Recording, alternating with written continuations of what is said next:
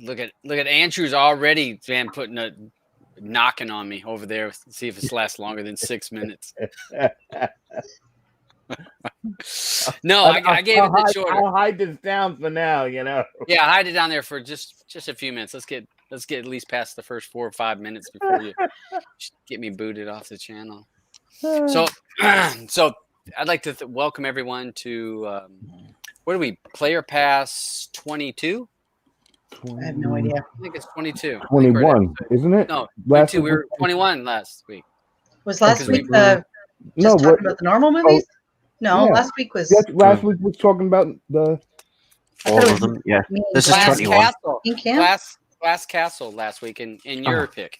Yeah. Color Purple. So yeah. Right. Okay. Yeah. You know, I'm the captain of this ship. I got this all under control. 22. Well, and it should say, did you put it right on YouTube? It says 22. Yeah, it's on YouTube. Up here. 20. Oh my God. 22. All right. So I'd like to welcome everybody for joining us. Red. We're just going to stick with Red because maybe that's getting me in trouble too. Yeah. The Beach. What's up, The Beach? Yeah, we will not mention that. And I didn't see Sharon yet. I have sent She's in there. She's in there now. I've sent her the link. I didn't see her. No, She said hello, everybody. Happy Hump Day. All right. Well, I haven't seen her yet. I've sent her the link. Roger, what's up? Soheil. Yeah, what's up? I hope everyone's well. How's everybody doing today? Eddie, I see he's over here. So I will start with Andrew. How are you doing today? You doing all right today? I'm good. I notice now that when we start off with 20 people watching now instead of like 10 or whatever it was when we first started. So we've doubled. It only took 21 shows to double the amount of people. We're slowly. Like 15 of them are people that are always on. Yeah, we're moving up. All right, we're moving up. yes. It takes a little time. We'll be all right. All right. Sharon, thank you for joining us. How are you? Hi. Hello. Hi. For people that do, like Sharon's in the beginning of the show because one of her movies is picked this week, so we grabbed her from right off the bat. Blue, how are you doing today? Good, hon. Thank you. Okay. Hello, everybody. That? Mr. Albin, doing all right? I'm good. Okay. Small in my case. Should I show it or not? Yeah, go ahead and you can show it now. So Albin's got his shirt today.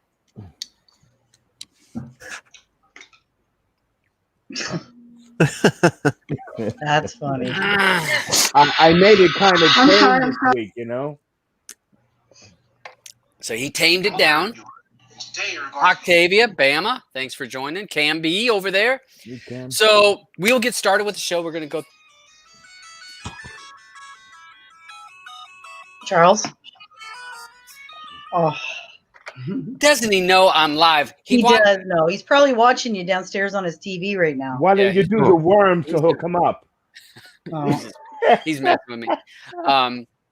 So I'd like to thank everyone for watching. We're almost up to 5 minutes, so maybe we're going to live it today and not get booted off. So we got 2 movies today. We got The Commitments and Luce. Yeah, we're still on. We're still going. Mm-hmm. I still see the people. I still see the people over here on my left. So as long as I see that, I feel pretty confident. When I see it go to 0, I know I'm in trouble. So we got this going this week. We got The Commitments and we got Luce.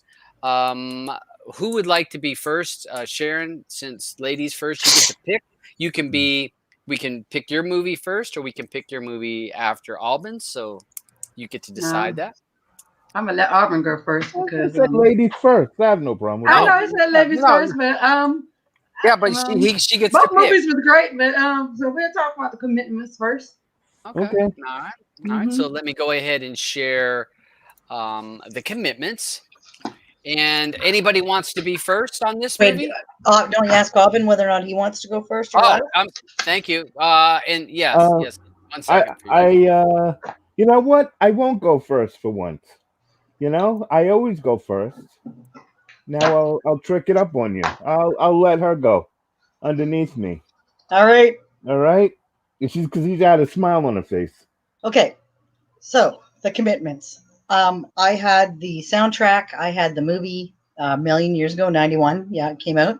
And I, like The Faculty, I watched it a million times back then. And I was like, in my brain, I'm like, oh God, I hope it holds up. Because, you never know. And it totally holds up. It's just as good as it was back in 91. They're hilarious. The dad's hilarious. The dude with the buck teeth is hilarious. Everything about it. There were some lines in it where I wish I had written them down, because there were a couple of lines in it that were so funny that I snorted and laughed out loud. Like, I was like, oh my God. But above all else, I mean, it's kind of funny to see all these misfits basically getting together, and then of course, like that typical band, they all get big heads, or they start hating each other and everything. But the music in this is so good, and I love the fact that even just as like the theme music is their music. They don't play like the best parts of the song, but they do play like little parts of it. So yeah, this I love this movie. I still love this movie, and I'm so happy that I still like it as much as I did back then. And that's it for me. Okay. Can I go? Yes. Sorry. Yep. Okay. I really like this movie. A great pick, Auburn. Now I didn't realize this movie was in Dublin, Ireland, where my sister lived at for years, and it was a really good pick. He got the band together, and there was a bunch of misfits. And when he was doing the auditioning at his house, it was pretty funny and stuff. And when they were getting together and finding a bar, getting them all worked into, getting them all moving everything, the piano and everything into the bar. And I didn't realize the guy was so young. The dad, it was funny, the obsession the dad had with Elvis and stuff. He just thought Elvis was the best thing since apple pie. And the one guy, Jimmy or whatever, they just believed everything he said. He gave them a reason to believe. The songs were great. And stuff. I kind of wish that everything would have worked out with them. It didn't help that the guy, Jimmy guy slept with all the backup singers, but them women really could sing. I know they mostly focused on the one guy. I can't think of his name. Let's see, not Jimmy, but his name again, the JT. Yeah, the lead singer. But them women could sing. The backup singers, especially when they sang that Aretha Franklin song. Yeah. And stuff, they could sing. So they really can sing. They really, and all of them could play instruments too. And all of them, and stuff. And you remember when they were doing all the practicing, and it was so sad. The other one singer, she couldn't come because she was going through that hardship and having to babysit and stuff. I like the way that they really let her took out the time, to get herself together with her, family and stuff. And it was like, what, we're not gonna kick you out the band and stuff like that. We're gonna let do what you need to do and come back, and it was a lot of fun times. And the lead singer, he was a real butthole, but they got over, the fact of him being such a butthole, because he sang like an angel, and oh my goodness, he can sing, but the movie was good. I mean, I would actually watch it again. That Deco guy, I couldn't think of his name, right? Yeah, Deco. I almost called him Deco, but yeah, Deco. He was really, and I couldn't believe he was so young. The movie was really, really good. I took, looking at my handy dandy notes I wrote down. I was watching it because I had watched it, then I went back through it to watch it again and stuff. And that Jimmy guy, he was the one who came up with the name, though he, like I said, didn't do any good. Jimmy the Lips. Yeah, Jimmy Lips, when it was, he was the manager. Oh, Lips. The what? Yeah. This guy. Okay. Yeah, the old guy. He's the one, yeah. Smooth operator. He was a smooth operator, yeah. He was, if his lips was moving, he was lying, but, he was so smooth. And then when the stuff hit the fan, when it was, and when they was all upset and they all got in a fight and stuff, I was really hoping they got back together, but they all went along their separate lives. And then he was telling what all they end up doing for a living and stuff at the end of the movie. It's like, well, such and such is doing this now, and such is doing that now. I really hated seeing them break up. I was hoping that, in the end, it was like, okay, well, now we're all singing together now, but, they went on with their lives, But he was nowhere to be found, when stuff hit the fan. But it was a really good movie, and that's my take. Sorry. Can I add something real quick? Because Sharon made me think of it when she was talking about when people were lined up outside the guy's house. Mhm. And he's going through all the riffraff and whatever. But I love that the last guy there, and he says, "So can you sing?" And the guy goes, "No." And he goes, "Well, what instrument you playing?" I don't play an instrument. Well, what are you doing here? And he's like, "Well, I saw the lineup down the block there, and I thought you were selling drugs." Yeah. Right. Yeah. Who's up, Todd or Andrew?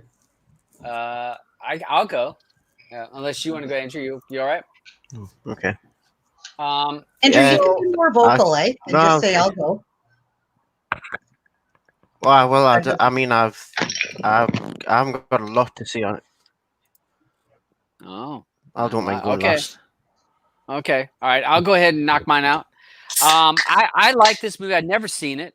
So whereas a lot of you guys had seen this before and it was a rewatch, I'd never seen it. Music was very good, but I have to ask Andrew a question. So like in Dublin, since that's in Ireland, so like where were they where they were living? Was that like the slums or something? Because it looked pretty rough. I mean, You know, Yeah, it was. oh yeah, it like that time in that like period. It's in Dublin, and I mean, I've never been, but I know like from history, like the type of them were the type of places that were like slums, and that's the way people were living, like gypsies, really. mm-hmm. Well, everybody was on the Yeah, dole, which is yeah, it's pretty accurate. It's pretty accurate. Is Dublin in Northern Ireland? I was. It's funny you mentioned the word Dublin. It is. Isn't it? It's Northern Ireland. Is it? North. Is it? Yeah, they are. It's No. the southern They were part the of north side. Ireland. I I believe it is Northern Ireland. My sister lived there for Okay, about Northern 20 Ireland years, is and I believe it. country, though, right? I think. Let me look. Andrew, Northern Ireland is considered Sorry? some country, right? And Northern Ireland's southern part of the United Kingdom. Oh, so it's Northern Southern Ireland's Ireland. part of that the isn't? United Kingdom. Okay. Republic of Ireland. Okay. Yeah, Northern Ireland's part of like UK. United Kingdom. well. The reason why I was Dublin's the saying that, capital of Republic of Ireland. Okay. So it's southern. So it's but not it's not Northern Ireland. It's a Republic. but it just seemed like there like everybody was out of work, and like they had the I'll say like a flea market going on in the streets where people were just selling this, that, and the other thing out there in the streets, and it's like nobody was working, everybody's on the dole, and I was like, wow. I mean, That's what it's like. so, huh? That's what it was like. It's accurate. Yeah. So that was interesting to me. The other thing that was key to me that was that they were Catholic because they had 1,000 kids. You know, and I was like, the dad, when they were like going through the family, it was like 8 kids or 9 kids in that house. I'm like, yeah, they don't believe in no birth control. So I thought that was kind of funny. The lead singer, he reminded me of Joe Cocker. When he was singing, it was just like Joe Cocker when he was just the way he would sing, because he's not a pretty singer. He looked spastic a little bit. Yeah. But it didn't. Yeah. If you closed your eyes, he was very pretty. If If you closed your eyes. Some of the faces he was pulling. It was funny. Yeah. I there's so many ways I could go with that if you close your eyes. But I'm not gonna. You know what? This is a good show. We're gonna stay that way. And I agree with everybody else. A good movie, good band, good sound. They hit a niche. Jimmy the Rabbit pulled the right people together, and it was a great band. But as most bands, when you pull a bunch of people together, they end up pulling themselves apart because life heads them in different directions. So even though they probably could have made it and done well, the infighting and the girls, I blame the girls because they were first. They were fighting first over the trumpet player. And all of them were pretty. And I'll say the one over here to the backside that you see in this picture. She could sing. Yeah. She could sing really well. Yeah. Because at first I thought the blonde was the singer, but she was just the face. That other one was actually. She could sing pretty good too, though. But Yeah, she was more for the face for sure. Yeah. So, But good movie. I enjoyed it, and it wasn't your typical musical. I was expecting it to be like just so overwhelmed music. You know how some don't even hardly have any Words. Talking. lines, words, Yeah. and it's just music, music, music, music. This, the music plays in, and it's a band, and they play in for a while, and then it goes with the story, and then back into the music. I like that. So it wasn't your typical musical where it's just music and almost no talking, because sometimes to me that bothers me. So I liked it. Good movie. And that's all I got. All right. Andrew? Andrew? That the am I okay? Am I not lagging behind or anything? No, Yeah, you're you're good. lagging. Well, you're lagging, but because you're waiting. But you Okay. go. We hear you good. Yeah, go ahead. All right. It's just sometimes when I go to talk, is like people are jumping, but I guess that happens all the time. So I just usually sit there until I'm ready to go. The woman with the dark hair that you were talking about, she's actually the only one at the end that made it successful as a famous singer. If you were paying attention to what he was when he was doing the interview with himself, which he did quite a lot through the movie. Mm-hmm. This, like, I'm not gonna go into massive detail about like what I watched in it, and I'm just gonna pick out some of the bits that I remember because I only watched it today. Today was the only time I got time to watch it, and pretty much most of the stuff's been said. What I was thinking anyway, but this kind of movie, I feel like when I was watching it, it's the first time I watched it. When I watched it, it felt like I had watched it before. It's like one of those ones where you get a bunch of. It is like a bunch, someone said before, it's a bunch of misfits getting pulled together to make this band, and it's not just any band. They're all like from different types of music. Like there's like Jimmy the Lips with a sack. Actually, I just looked at, sorry, Andrew. I just looked that up, and it's Joey the Lips. Joey the Lips. Fagan. Joey. I knew it was Joey the Lips. I was calling him Jimmy. He was definitely the Lips for talking a lot of bullshit.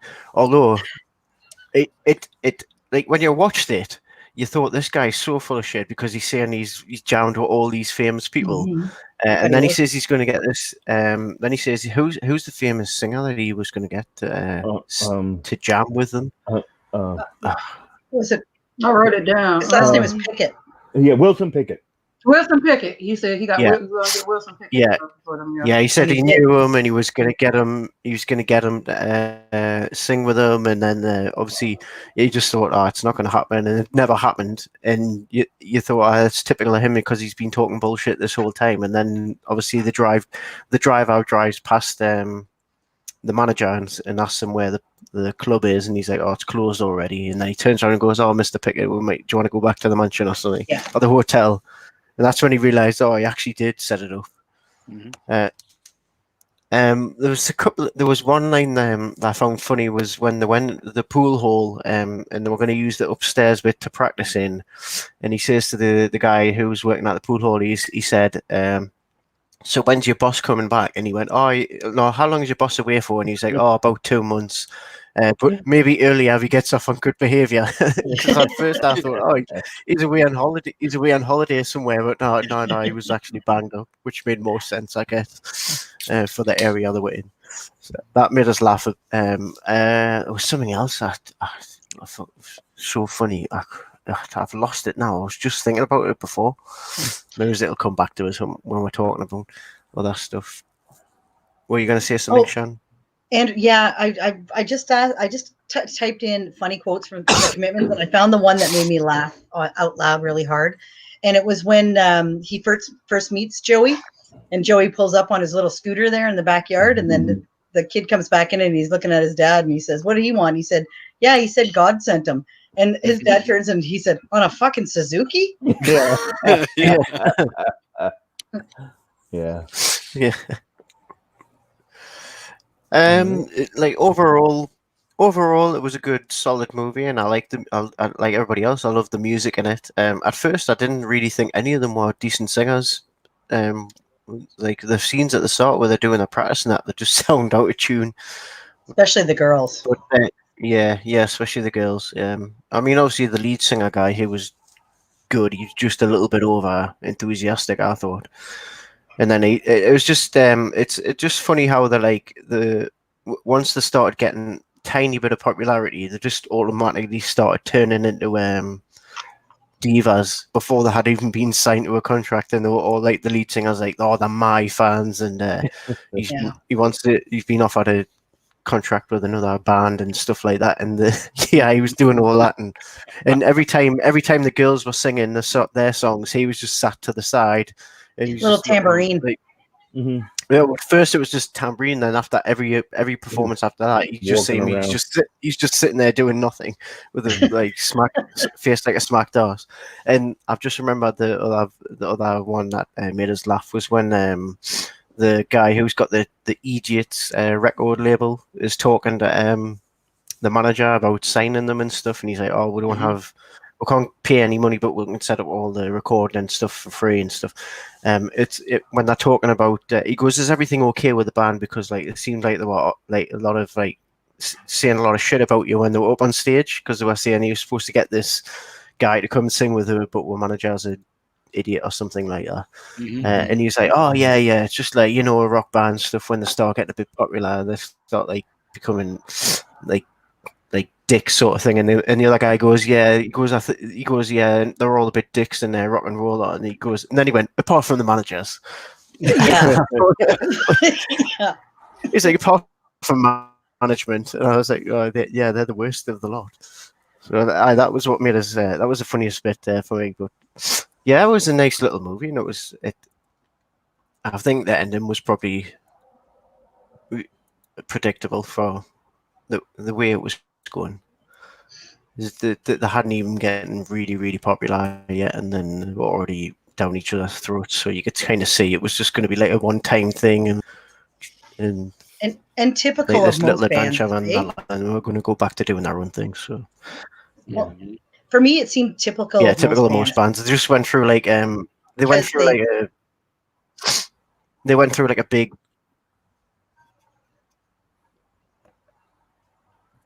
They went through the journey of a rock band.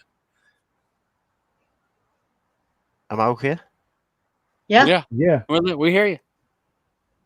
Yeah, we hear you. We hear just everyone everything. just like sat there going, They were being We're quiet. listening on every word that you're saying. I just mute until it's time for me to talk. I stopped because Shan started talking, and then she stopped, and then I started talking, and then I stopped, and then you all just sat there going, Yeah. We're listening intently. Something's going on. Yeah, I thought I froze or something had happened. But as I was saying, they went through the career of like a major rock band in like the space of a few weeks. It was crazy. All right. And that's it from me. Okay. All right. What did you, Alban? Are you last? Yeah. Yep, that's me. Okay. Then we have some other people in the backstage, and I'll bring them up front. Okay. So you want me to go first? Or? Yeah. Okay. Then we'll bring. Oh, I thought for sure he was going to make you wait. I know, right? No. Well, I'm glad everyone liked this movie. It's like one of my favorite movies because of the music. I'm a big Otis Redding fan, and when I first saw this in the '90s, I was just like, "Oh, this is my song," you know. There were a lot of funny lines in this movie.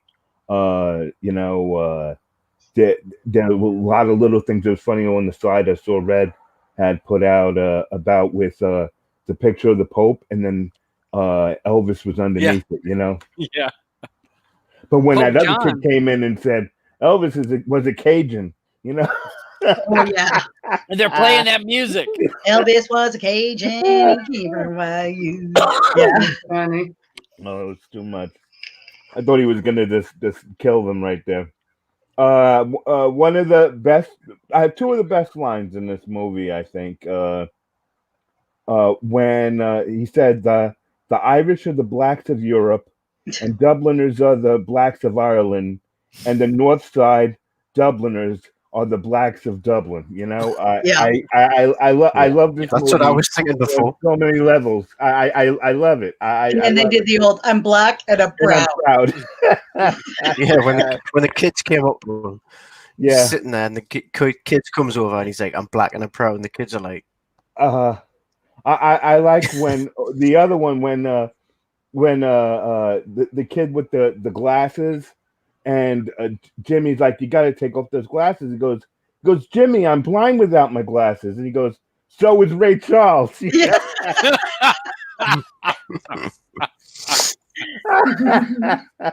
I just love this movie. I'm glad you guys liked it. Oh yeah. Classic. You know, when they when they were breaking in the new drummer, I thought that was hilarious because he was just beating the snot out of those drums, you know, thinking he's like doing so great, and he's just terrorizing the drums. I thought it was great, and the guys are sitting downstairs, and the freaking ceiling is falling down on them, you know. But I love this movie. It's like I said, it's one of my favorites. You know, I can't say enough about it.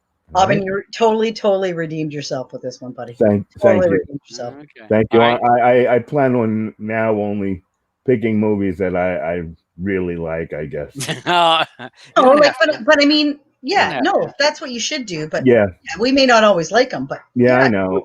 Favorites, not just what you think everybody's gonna like. Yeah. I'm not doing that. Bouncer/drummer. Yeah. All right. So we got 5 people in the backstage. I'm gonna go ahead and pull them on it. So we got Roger, Cam, Eddie, DeBeach, and Professor Penn. Thank you for joining. So we got a full panel. Yeah. Got 10 people in here. The room is packed. So gotta make some room up in here. Thanks for everybody jumping in. No more room in the inn. That's right. Ugh. All right, so I'm gonna start with Roger because he's to the first person to jump in. Then I'll go to Cam and Eddie and DeBeat, and then Penn since he was the last to join on the link. So Roger, The Commitments. Your thoughts on it, bud? I enjoyed it again. I watched it in the early '90s. I think at one point I got the CD of the album from the Columbia record deal where you paid a penny and got a dozen CDs sent back to you. I'm pretty sure The Commitments was one of the ones that I got in that deal.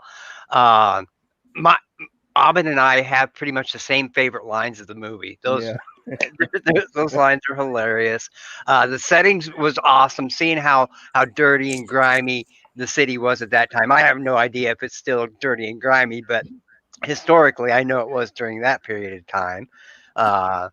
It was a great movie. Thanks, Aubin. Good job. There's a lot of people behind me. You guys did a good job summarizing the movie in front of me. So I'm just going to say it was a good movie and move to the next one. Awesome. Thank you, Roger, for joining. Miss Cam, how your thoughts? Thanks for joining us. What's up, everybody? What's this up? one for me was yet again another one of those kind of quirky movies, and I think we kind of needed that with the heavy week that we had last week. So it was a really good kind of chill-ish movie. You know what I mean? It's kind of like an acquired humor taste, but for me, it was definitely a good movie in my opinion. Go on, Aubin. Okay, thank you. All right, nice. Thank you, Cam. Eddie, thank you for joining us again, sir. You've been getting to be you guys, most of the people in the chat getting to be regulars. Thanks for joining us. What did you think, bud? This is one of my favorites. They had the Blues Brothers and The Commitments. But it's funny, I've seen the Blues Brothers so many times, but I forgot about The Commitments. I don't know why. But when I started sitting down and watching it again, I was in heaven. Like, soul music is there's nothing better than soul music. Nope. But what I really liked about it is first of all, was all the nice scenes. What you're saying, was it in the the ghetto or something? No, well, England and Ireland are virtually the same. And I was brought up virtually in that kind of atmosphere, so I know what it's like. But getting away from that, the movie itself, I loved it. The setup, the music, the way it was set up. they just didn't take one style. Okay, like in the rhythm and blues, you have you had Memphis soul, you have Chicago soul, and you had what is Muscle Shoals. Muscle Shoals is from Memphis, Tennessee, but the mixture was good. The only thing that I really found different in this was the last one when the last song they played was the Midnight Hour. And if anybody's a musologist, in other words, you find out they had a full horn section in that part of the movie. But in the band itself, you only had a trumpet and a saxophone. Mm-hmm. But besides that, you know, the other line that I liked was Joey DeLitz when he left and they all went back to see his mother, and his mother said, "Well, I just got a postcard from him." And he said, "Well, he's playing with Joe Tex." And the guy turns around and says, "Yeah, but Joe Tex died in 1981." Yeah, that's good. I'm finished. All right, awesome. Thank you. I'm sorry, I was looking through here the comment. The beach. I had muted you for a second, so just unmute yourself. There, because I was getting an echo from Roger. Sorry. No problem. Love this movie. I mean, the main reason I love it is myself. For 16 years, I played in bar bands, so the dynamic in the movie of how the bandmates get along with each other, the freaking fights, the auditioning of people. It's like back. I was playing in bands around this time was going on. So basically, what you'd have to do is go to a music stores in the town, say, "Hey, we're looking for a guitar player. Hey, we're looking for this."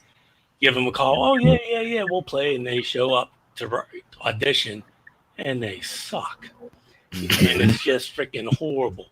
So, but I mean, all the fighting, like at the one time when the Deco was almost getting to a fight with the drummer in the middle of a song, had that happen. The bar fights, and I mean the backstabbing. It's all great when you're on stage playing together, but the minute you stop, that's when the backstabbing and all the other bull crap breaks out. It's unbelievable. Go back. My last band I played in high school, I quit the band because I couldn't stand the guitar player. And I'm packing up my stuff, and I go out to my car to leave, and the drummer is there letting the air out of my tires. Man. Now, you fast forward a few years later, I don't know if you remember, there was a movie called Light of Day that was starred Joan Jett and Michael J. Fox. It's from 1987.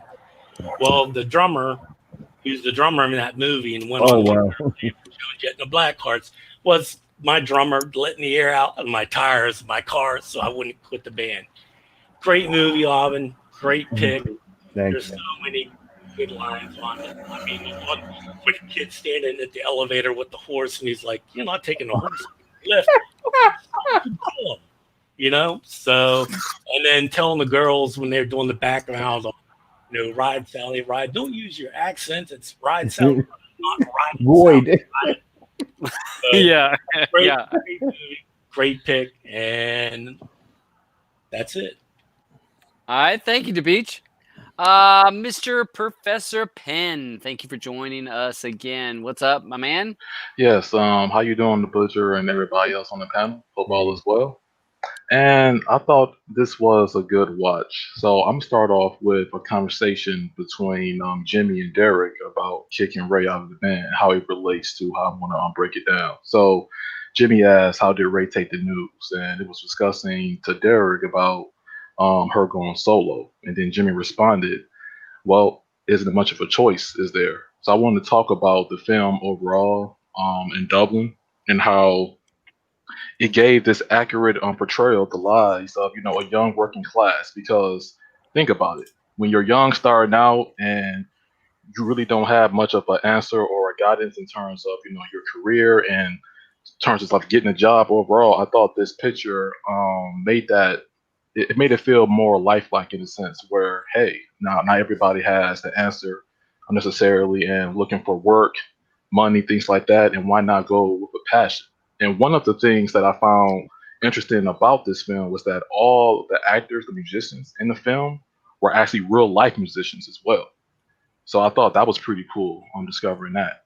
And one of my favorite scenes, performances that is, it's the song "I've Never Loved a Man" because I gave it a second watch and I was like, hey, they killed this, they was jamming along, and I just thought that was one of the best performances that was displayed in the film, and of course the scene where I believe it was Jimmy, and they was like hanging around, and he was like, "I'm black and I'm proud."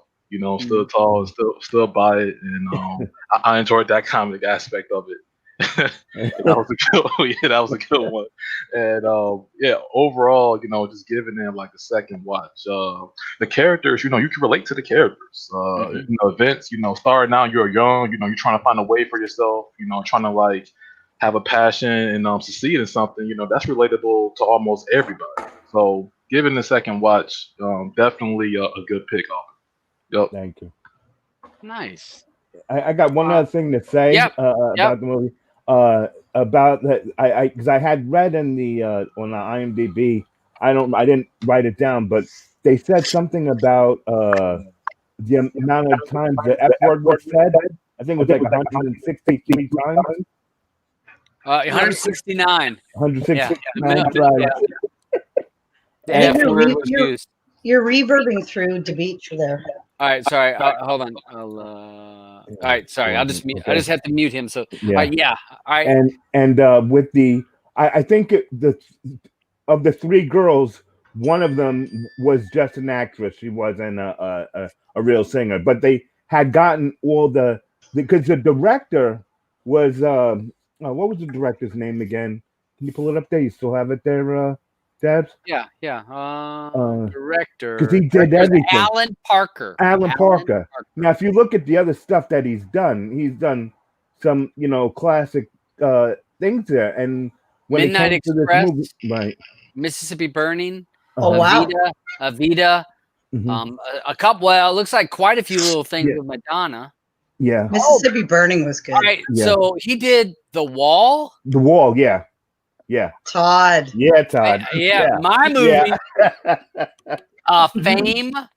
He did Fame. I love Fame. Footsteps, which is a short.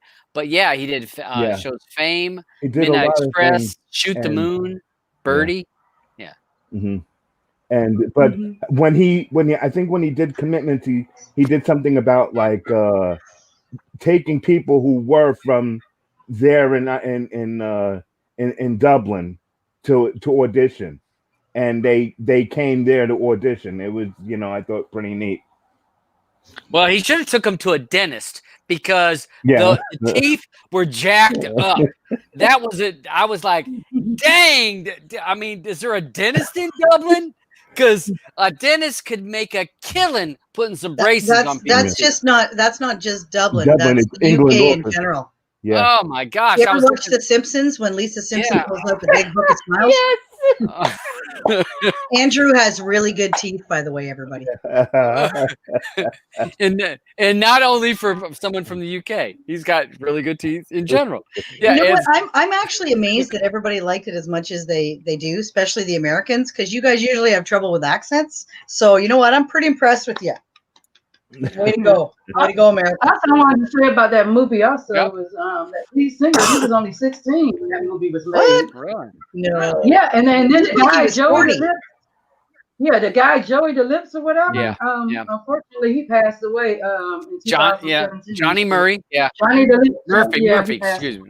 Murphy or whatever. Yeah, he passed away a couple of years ago. He looks like he did a lot of TV. When I'm looking through his he looks like a lot of TV stuff. So he did like, little characters. He was in Remington Steele and a few other things. But very interesting. Also, and, the kid that played Jimmy went on to produce a couple of soundtracks for different movies. If you look at his IMDb, so he actually became the type of person that he portrayed in the movie later in life. Kind of cool. Yeah. Composer. Yeah, because it's showing composer space in between Silent City, The Comeback. So yeah, he did some other stuff. So really neat. But if you look on IMDb, there's another the Commitments 2016. No, I don't think that was ever done. Was it? Yeah, it's a movie. No, they said there was talks about them making Yeah. another one. It never. But it's not come the same to actors. fruition. It's like another group altogether. Oh. Let me look. The Commitments. I see it. Well, I do say, all right, 2016, The Commitments. Okay, Yeah. I'll click that. I think it's a tribute comedy movie. drama musical, May 11th, 2016, Australia. Okay. And who This directed it? Directors was Madge Hare and Simon Smith, but it says Australia, so it would probably not be taking place in Dublin. I would assume. Does it give a description of the movie? The music was soul, an original musical based on shared histories of Garla Barla, otherwise known as Coffs Harbour in New South Wales, mid-north. So, but it's made by an Australian company. So, yeah. Wait. All right. So hold on a second. New South Wales is actually in Australia. London. It is Australia. Oh, yeah. That's Australia because I'm looking at filming location. It says NSW, which is New South Wales, Australia. Yeah. So yeah. All right. So who's got the horn? Aubin does. I bet I cash. do. Time to mute. Yeah, I'm fine. I'm hitting my mute. Time to mute the crazy neighbors. Good grief, New York City.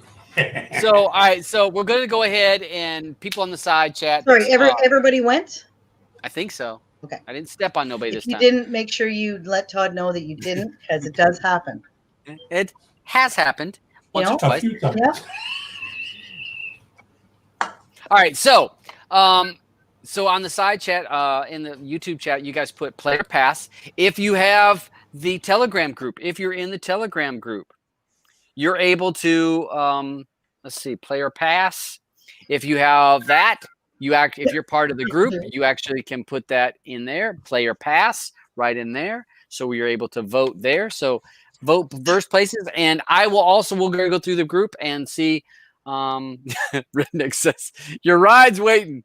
All right. So hey, Uber's here. All right, so we're gonna go through Penn. They're waiting on a plane, okay? yeah. Normally it's a damn plane. You're right. Penn, player pass, bud. This is a play for me. The beach. You'll have to unmute. I'll unmute you. You go ahead and I'll unmute you. All right, the beach. Player pass. Definitely a play. All right. Shriek and Sharon. Play for me. Play from Sharon. Roger. Definite play for me as well. Good job, Play. Aubin, again. Cam B. Play. Play. Okay. Eddie. Good job, Aubin. A super play. Super play. Wow. You super play from Eddie. All right. Andrew. Play from him. All right. And Blue. I'm with Eddie. It's a super play for me. Okay. All right. And I'll go with me. I'll give it a play. Not giving it a super play. I'll say play. It's a good movie, but not a super play for me. It was not The Wall. It was not nominated for 14 Academy Awards, Aubin, so Todd can't give it a full. It wasn't The Wall. It was The Wall super play. All right. Go ahead, Aubin. Yeah. Wait, hold on. Let Aubin go. Okay. Go ahead. Go ahead. No, Go you ahead, do your thing. I'm a play, of course. He gives a play. And Okay. I was looking through play, big play. So all plays over here. Okay. Andrew? Go ahead, Andrew. Yeah, my question was, did everybody understand the accents okay? Yep, no problem. Yep. I did. I didn't need subtitles. I was so, but I still kept my subtitles on. Yep. I watch a lot of TV from the UK, so no problem for me. I didn't use any subtitles. Yeah, I do. Now, honestly, there's times a lot of UK stuff I do need some. But I didn't need it in this one. Yeah, it's just like when they were saying like idiots and shite and stuff like that. I thought maybe you might not understand what they were talking about. Yeah. Yeah, but you remember, Andrew, you know what the cobbles are, right? Say that again. Sorry. The cobbles. The cobbles, The cobbles. The streets were all in cobbles. Cobbles. like cobblestones. Cobblestone. Oh, the cobble. Oh yeah. Oh yeah. Yeah, the cobble And you know, when streets. you Yeah. say, are you taking benefits? Well, that's unemployment insurance, right? Or social welfare. Oh, that was something I was going to mention actually. When she says to him, he's in the queue for his dole money. Yeah, And she says to him, "You've been like, you've been like on the dole for 3 years. Are you having trouble getting a job?" And he said, "Well, we're living in a third world country, aren't we?" And he just took his check and walked away. Yeah. I saw DeBeach just said it barely made any money. It was 10 to 12 million to make, and it grossed 14. But you know what? They must have made a crap load of money on the soundtrack. Yeah, they everybody made I a know lot of had the it. soundtrack. Everyone has it. Yeah, they probably paid a bit of money though to have Those the music in royalties, the film. yeah, those royalties they had to pay. It's honestly, it's a classic. Like, I mean, it's you know, what are we looking at? Almost 20 years later. Yeah, it was good. Actually, 30 years. Okay, what? No, Yeah. 30 years later. 91. 91. Was it My math is 91? bad right now. Yeah, 20. Yeah, 30. 30. Almost 30 years later. 29 years later, and it still holds up. Yeah. That's crazy. Cool. Okay, what's up? All right, so the people that joined, other than Sharon, because since Sharon had a pick, since Sharon was picked on this week, I'll leave her on the panel. The other guys, I'm gonna put, or the other guys and gals, I'll put you in the backstage. You're more than welcome to hang out. And once we go through the movie with the 4 or 5 of us, then I will pull you on the show if you're still on. Okay? I don't want people to be getting all their feelings hurt. All right, so we're back to this. Okay, so we have Luce, which was Shrinking Sharon's pick. So, Shrinking Sharon, you're allowed to be first or last on this movie, and go ahead. What would you be your pleasure on this one? I'll be last. Oh, last. Okay, hold on 1 second. Can I be first again? Yeah. Sharon, I am so sorry, but I did not watch it. This is the first time I missed one. I had so much going on, I didn't get a chance to see it. So I'm going to watch it though. I am going to watch it. I had a lot of stuff happening this week, so. Okay. All right. Well, hopefully with the rest of us, we'll be able to cover you. We got you covered, babe. Thank you. Who would like to be first on this one? Anybody that volunteers to be? Oh, I'm sorry, Sharon. You can be first or last. I'm sorry. She said last. Last. Okay. I'm sorry. Who else? Anybody would like to be first on this one? Well, I don't usually go first, so I suppose I will. Awesome. All right, go, Andrew. Yes. So, well, okay. So, I said before this stream started, this was an interesting movie, and it definitely was that. I'm still like in my mind. I'm still deciding whether I liked it or whether I didn't like it because it was a little bit confusing at times. It was very like it's all around mind games, isn't it? Really, but it's like the guy. I mean, I don't want to like put too many spoilers in for Shan because obviously she hasn't seen it. Well, hey, the spoiler the spoiler alert is on. Spoiler alert. Yeah. It's on there. I got it down there. So it's too bad. Yeah, you're You can too go bad. ahead. Your fault, Shan. Sorry. The kid that played Luce, he I couldn't decide which way to take him, and I think he was probably the one that stole the movie. For the lad that played Luce, his acting was really good, and actually so was what's her name? The mother. Naomi White. Octavia Spencer. Octavia Spencer.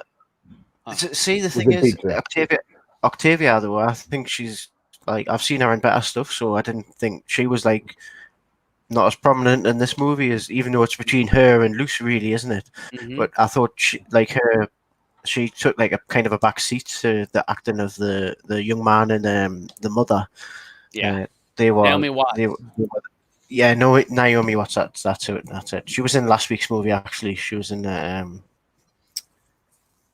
Glass Castle, wasn't she? Glass Castle. Yeah, she was the crazy mom. Wow, I didn't realize that. Okay. Yeah, that's what I was. That's what I found funny when I was watching it because I know there's a few times when we've picked movies and we've not realized the actor's been in the one before. So the kid I just like at the very beginning. I mean, he's like this. He's from a war-torn country. Is somebody going to go to that taxi or what? Can you? No, he's muted. All right, you're good. You got a He's gun muted. over him. Get out the window. Trying to review a fucking movie. He's got a gun. Live stream going on up here. Yeah, so like it's like the kid he's taken from like a war-torn country, and he's brought to America, and he's like probably what you'd call the typical American success story, because he's come from no beginnings, and he's like made something of himself, and he's this model student, and the school really like wants to push him on and wants him to do the best because it's best for him, but it's best for the school's image, which it seemed like between Octavia's character and the principal, they were both just like, I mean, Octavia's character, she was looking out for him as a person and a young black man, but I felt like the principal was just like, it was in the best interest of the school to keep him on the right track, and like obviously not like keep him out of any sort of trouble. And I think he just like was like a typical teen of his age, or whatever age he was. I'm assuming it was early 20s or maybe younger. I don't know. He'd have to be like 17. He'd be 17 or 18. 17, 18, yeah.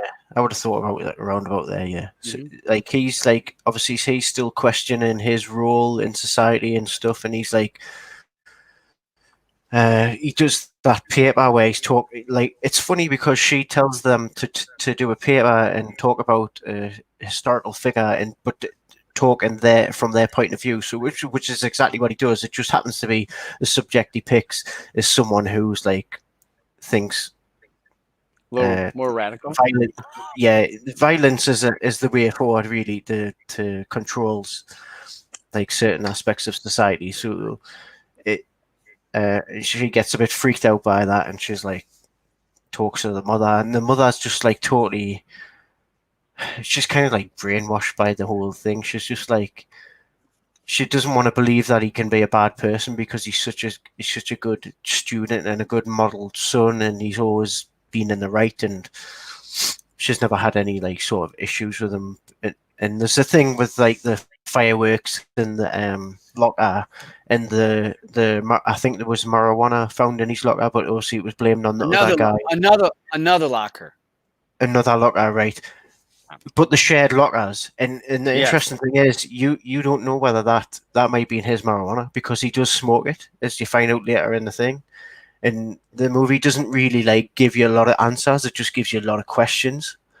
Yeah, and it became like, it started off like quite like routine, and then you got like in the middle it became like a lot of mind games between him and the teacher, and you didn't know who was in the wrong and who was the bad person in this situation and who was the good person, because like the way he came across to me just kept seeming like he was like a bit of a dodgy character for some reason.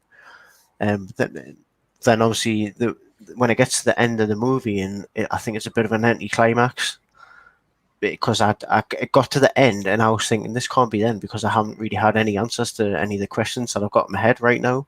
Like what happened to the teacher? Did he was he involved in like the fireworks in the school, like getting the classroom on fire? And did he? I mean, I know she said. I guess he kind of admits it, doesn't he, when he goes to her house? He gives her the flowers and stuff after she had been suspended, and he sees the spray paint on the window, and she's like, "Oh, you've never been called that before, have you?" And he's like, "No, I've never experienced that." And then I think the thing he doesn't like about her, I mean, it's really hard to fucking explain this movie because it was all over the place. Like, from what I got from him was he didn't like his teacher because she like had to objectify everything. She had to give everything, like everyone and every person had to be like set to like some sort of standard, and she used everybody as like an example of what her opinion is. with his girlfriend, with the whole thing with the party and the rumors and stuff, and then she used her and as an example of stuff that you shouldn't be doing as a woman, and then she used him as an example of a good student, a good young black man, in American society. She was like kind of saying to the other black men, like in his team and stuff, when he's on about she had like a meeting with them and said that, hey, if you got to look to Luce and like be more like Luce, because he's like a straight A student, he's a good guy and stuff like that. He's not like doesn't get in any trouble. That's kind of what she was saying. But obviously there was that other. He was his teammate who got kicked off the team, and that was his only way of getting like a scholarship and stuff like that. But he was like kind of a bad. She was, in his opinion, he was a bad like student because he didn't like. He wasn't straight A. He wasn't good at like schoolwork and stuff like that. But he's one of these ones that's a good athlete, and that was his only way to get like any sort of like achievement in life, was to go through what he was loving the most. And he obviously got suspended for like the marijuana thing and kicked off the team. Because of that, he lost his scholarship or his opportunity for a scholarship, which means he had no chance of getting out of the situation he was in, because the scholarship was his only out. So she cut off the only lifeline to get out of the cycle of poverty or the cycle of life. And that's what made that guy mad. He's like, hey, that was my only way out. Yeah, and then she like kind of figures it all out, and she says to him when Luce comes around to her house after she's been suspended with the flowers, and she says to him like, obviously you're too smart. You didn't do this yourself. You got other people to do it for you, and then you got all your alibis ready, because he was just left in oblivious to everything she was saying. And when they had the meeting with the parents and the principal, and he's like, oh, he's acting all nice and stuff to her, which is why I found him a bit suspect, because he was like, it was like obvious forced acting of like being nice to the teacher and being oblivious to stuff that was going on, which like you should have known about, like the fireworks and things like that. And even the mother, when after the fire, when she's looking for the fireworks that she hid, and they're not there. And then he comes back with a brown bag, and it's got the fish in. Yeah. His mother was so fucking gullible, wasn't she? He's fucking idiot. Yeah, she wanted. I just like it's so hard to explain this movie, because I just found it so confusing. Okay. Yeah, she was very protective of him, and she didn't want to think bad of him, and like she worked hard to get him to be the person he is today. She had a lot of investment in it. Yeah, well, she did. A lot of investment, because she said that numerous times. So yeah. Hey, let me let someone else jump in here. I was going to say, let somebody else do it, because okay. Yeah. Alvin or Sharon or Sharon want to go last. Okay. Well, they stopped honking right now. Otherwise, I would normally have been outside and put my foot through that car window. There's anything I can't stand is someone that would just lay on a horn for someone to come out of a house, and they got to be like almost a block and a half away. Dang! Go bust some ass. I would have if I wasn't on the show right now. All right, Luce. Confusing at times. It just like left me. At the end, I was left saying this is a dumb ending. The teacher tried to help the mother. I thought that Octavia Spencer. I thought she carried the whole movie more than anyone else, because the kid I just didn't take a liking to him because he what's the word I'm looking for? Because he didn't he didn't know where he stood in life. Because there was a time when how he must have felt when he realized that his friends didn't consider him black. I thought that was one of the main things that was going on. And I'm trying to look at my notes here. It was you know, because I watched this last week after the show, and you know, I even started to go back again to watch it a second time to say, did I miss something? And I just thought I said I can't watch that ending again. Because it really irritated me that this kid got off. You know, the other guy in the school, you know, like what he didn't go after the guy to say, hey, you know, I took a fall for you, and you're gonna stand there and play Mr. You know, Mr. Nice Guy. You know, it just that just irritated me. Um, but that's all I got to say. I'm sorry, Sharon. I just took I might have It's taken okay. it the wrong way. You know, I it just and unless the movie was meant to piss me off, uh, but you know, or maybe it was the guy honking a horn outside that got me started here. But I love Octavia Spencer. I love Naomi Watts to death, you know, and I just didn't get that from her in this movie. I'm sorry. All right. Next. Okay. That Me. Okay. So for me, I'm not going to go through this part and that part of the movies. I will give you the questions that pull to mind, and I don't want to make this. I want this to be an open discussion because I know we have different people from different cultures and different backgrounds. So I think that once we get everybody, all 10 people in here, maybe some of these are the questions that I want to ask, because I know that these are some of the questions when Charles, who had never seen the movie, but I asked some questions because questions came to mind when I watched this movie, because I'm a 52-year-old white man. I've lived in different parts of the U.S. From in different parts, so it's not just one area. So I've seen different cultures, different ways of things happening. So there's a few things I want to say. So one of the questions one that I wrote down here: do we really know our own kids? Because anybody that's raised your kids, do you think you know your kids? Because you probably don't. Even as much as you think you have a close relationship with your kids, I don't think you know them as well as you think you know them.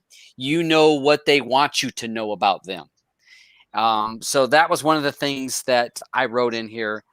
Manipulation was in capitals for me on this thing. Manipulation to the max in this movie, because Luce was a master manipulator for a lot of different reasons. One of the things I also wrote in here: have things changed? Because they talked about they had a post. She showed a picture. The teacher Octavia showed a picture of them taking down a bars and stars flag from a pole, and one of the girls says, "Well, things changed since then. That was back then. Things have changed since now." Okay, so as a white person, I can say, yeah, things have changed. So, but when I talk to someone else that's from a different experience, if I talk to with Charles, and I can be completely honest without him hurting my feelings, I don't have to worry about him thinking I'm asking a racist thing, you know, and because I can ask straight questions without him saying, "Why are you asking that kind of question?" And he's like, "Yes, some things have changed, but a lot of things haven't changed." Hence what we see in the country right now. So that was one of the other questions. Have things changed? What is black enough? I wrote that down. What is black enough? And I wonder, because the kids. So Luce is a smart student, valedictorian, intelligent, articulate, well put together, has white parents, everything. He seems like the model. So the one other student that got kicked off the team, and I think it was Luce's marijuana that was in his locker, and he got kicked off the team because that was in his locker, not Luce's locker. and he says, why didn't they check you? Why didn't they check your locker? It's because you're what they want. You're the model of what they want. They want that conforming, that image. That's what they want. So that kid was basically saying, you're not like one of us. You're not the same as us because you've conformed to something different. I wrote in here as a question mark, conform. Do we all do it? Do I conform to different situations depending on where I'm at? Am I at work? Do I conform to a And you know what, honey? Think about high school in general and all the cliques that are in it. And you become maybe something you're not necessarily just because of who you're surrounded with. Right. And but as you go through life, you conform to whatever situation you're in. When I'm talking with my supervisors, my president of my company, I'm going to be a little bit different than I'm with other people. Okay. If we conform in society, do we really lose who we are? That was one of the other things about Luce. He was worried about losing his true identity of who he was if he conformed to what society wanted him to be, the image. And that kid said, you're just another Barack Obama. And I'm like, all right, so first of all, how is that an insult? Well, because Barack is what white people are comfortable with. And I think that's what he's saying. White people are comfortable with Barack because he was articulate, well-spoken, not thuggish, not talking in a way. So he was an image of what white people are comfortable with, and that's what he was saying. He was calling Luce that. So that kind of, like I said, and I wrote down, if we conform to society, to be part of society, to conform, do we lose who we are? And I thought that was one of the questions it was asking. And the last thing I'll ask, and I'll finish up, is he was acting all the time. When did he turn off the act? Because I think he didn't know who he really was, and he was truly acting for his audience. He acted for his audience. So who he was around, he acted for them to be who they wanted. He conformed to be whatever the situation or the environment called for. And so even at the end when he was crying, I do think that the tears were real, because I think that he was struggling with who he was, who his true identity was. Or just tired of putting on that face. And it's funny. It's funny because he says in the speech that he gives at the end that what he loves about America is that you can be free. You're free to be who you are, who you want to be. Yeah. And he said to the teacher as well. He asked her what her favorite holiday was, and she says, "Oh, I don't know. I guess Christmas." And he went, "Oh, mine's I didn't know what holidays were until I came here to America. But once I realized what the different types of holidays were," he said, July 4th, like Independence Day, is my favorite holiday, because it's like it's a representation of like being independent, being yourself, and being who you want to be. And I think he was getting a bit tired of being like this symbol for the school, and he was being what everybody else wanted him to be. And obviously, and he's just a young guy, and he's come from this terrible background, and he just wants to be. I think he just wants to be a kid, I think he just wants to be what he wants to be. He doesn't want to be like us. And I think, and obviously, when his friend says you're just another you're just their version of Barack. No, Barack Obama. Yeah, he wasn't happy with that statement, because even though Barack Obama, I love Barack Obama, he's a great guy, and but it's like what Todd said. I think it's a more acceptable version of to white people, or some white people, I should say, not all white people. Yeah. Of what a young black man or black man should be to certain white people. I don't want to categorize everyone in the same bubble, but you know what I mean. There is certain people that could accept another culture if it's a little bit more like them, if it's a little bit more towards their thinking, which I guess, I mean, You know what though, I Andrew? don't. I'm not American. I'm not.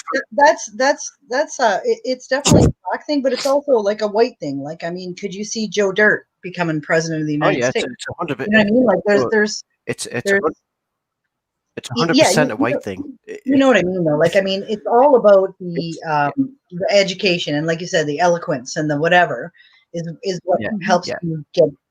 But it sucks though at the same time that you have to be, if you're black, you have to be, you're encouraged to be, you know, more educated, more whatever, but then you're discouraged by your black friends because you're not just like them. I think that sucks. I mean, I really think that sucks because we got poor white people, poor black people, poor Asian people, poor whatever.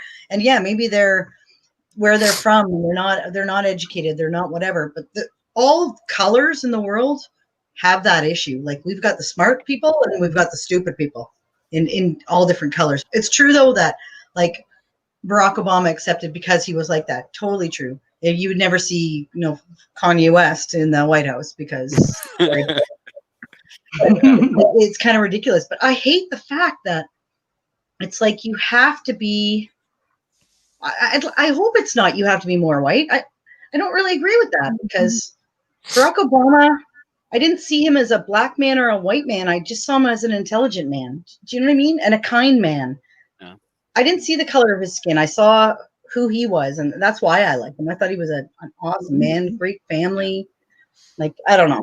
It's hard. It's hard because, but I can see how being in that situation where you're kind of between two worlds would be difficult. Mm-hmm. You know what I mean? Same thing with like any kid that is biracial. You know, you're half black, half white. Well, sometimes people don't accept you in either race, and what is that? What difference does it make? Yeah, and I think that the same situation would happen if you were, I'll say that, say if you lived in an Asian country and you had parents, an Asian parent and a white parent, I think you'd run into the same type of, are you this, are you that, your culture. One of the things, and I'll finish, one last thing that I thought about, and when you said about that, was Octavia said in there about that black people are in a box. And you're in a little bitty box, and there's only so much light that gets in that box, and only so much light shines on certain people to come up out of that box.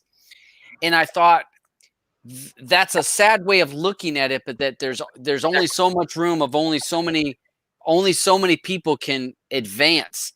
And then I asked Charles, and when we were talking about it, I said, but do you think that some people, when she was talking about that, try to pull you back down because they don't want to see you advance? You're talking about other black people, not white people.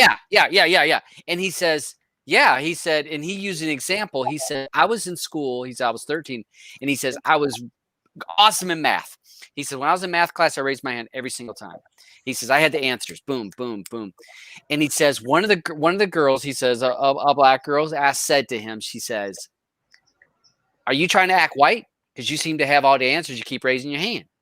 He says, so it made me feel like I can't be smart and answer the questions because I'm not acting the way I should be acting because I'm trying to answer questions. Mm-hmm. He says, people will try to pull you down because they don't want to see you succeed, but they want you to succeed. They want you to succeed. But then when you try to succeed, they're like, oh, you're trying to be better than us and try to pull you back down. Mm-hmm. And he says, I've seen that so much in my life throughout the thing. So I thought that that also played. So there were so many levels to this movie. The acting was so. But to me, there was statements being made and there were so many questions. So that's all I got. And I can't wait for get everyone on the panel so they can. No, Sharon go first? Sharon, yeah. Sharon's next. Yeah. Oh yeah. Luce. First of all, Luce means light. Mm-hmm. And his parents, because they couldn't pronounce, like he says in that speech, she showed us the very end of the movie, and where he ended up doing the speech. And Luce means light because they couldn't pronounce his birth name. Yeah. That he was given from the country he came from, which was the war-torn country, and that's where the movie, where he and his teacher begins to have it out at, because he wrote a paper, and basically the paper was like he loves the war, he loves the weapons and everything, and she had a problem with that, and he ended up leaving some fireworks in her desk, which she confronted his mom about. And she gives his mom the fireworks and everything. What's interesting to me about this movie, I watched this movie, that was the third time I watched it. And the first time I watched the movie, I did have mixed feelings about it. And I watched the movie a second time, and I did like it more because it was interesting, the twists and turns about the movie, because it was confusing. The movie, like you said, it was difficult because here he was trying to come from this different country. He gets adopted by these parents, and he's trying to please everybody. He's trying to please the school, trying to be perfect for them, trying to be perfect for his parents, and stuff. But yet he's not perfect, you know. He's not the perfect person. Then all these secrets come out once his teachers wants to know about what's going on with this paper. And his teacher's trying to get up with him. I'm gonna get up with his parents, you know, after his teachers confronted his mom, and his mom's this big enabler, you know. Yeah. Oh, you know, like my son can never do wrong, but his dad is steady seeing the light. You know, his dad is like, you know, I'm not completely buying this crap. You know, what I didn't like about the dad was acting like almost like he was a dog he bought at the store, and like, you know, it's disposable. You know, like, well, we've had him long enough, we could return him. But we were just time. I got him like a biological child. Yeah. You know, and at the same time, that's what made me feel for him, because if this was your biological child, you wouldn't be talking like this. You know. You know, that he was very manipulative. Like when he challenged that his teacher, when they had that little debate thing, I was like, whoa, you know. He was very manipulative when she every little thing she tried to do to challenge him on. Like when he was saying that the 4th of July was his favorite holiday, he was basically baiting her. Yeah. Because he was like, because I love the fireworks. The explosion. That was his hint of saying, yeah, the explosions.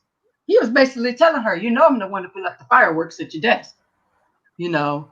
Then when she tried to corner him on the thing with, even the mom was trying at first, wasn't believing him.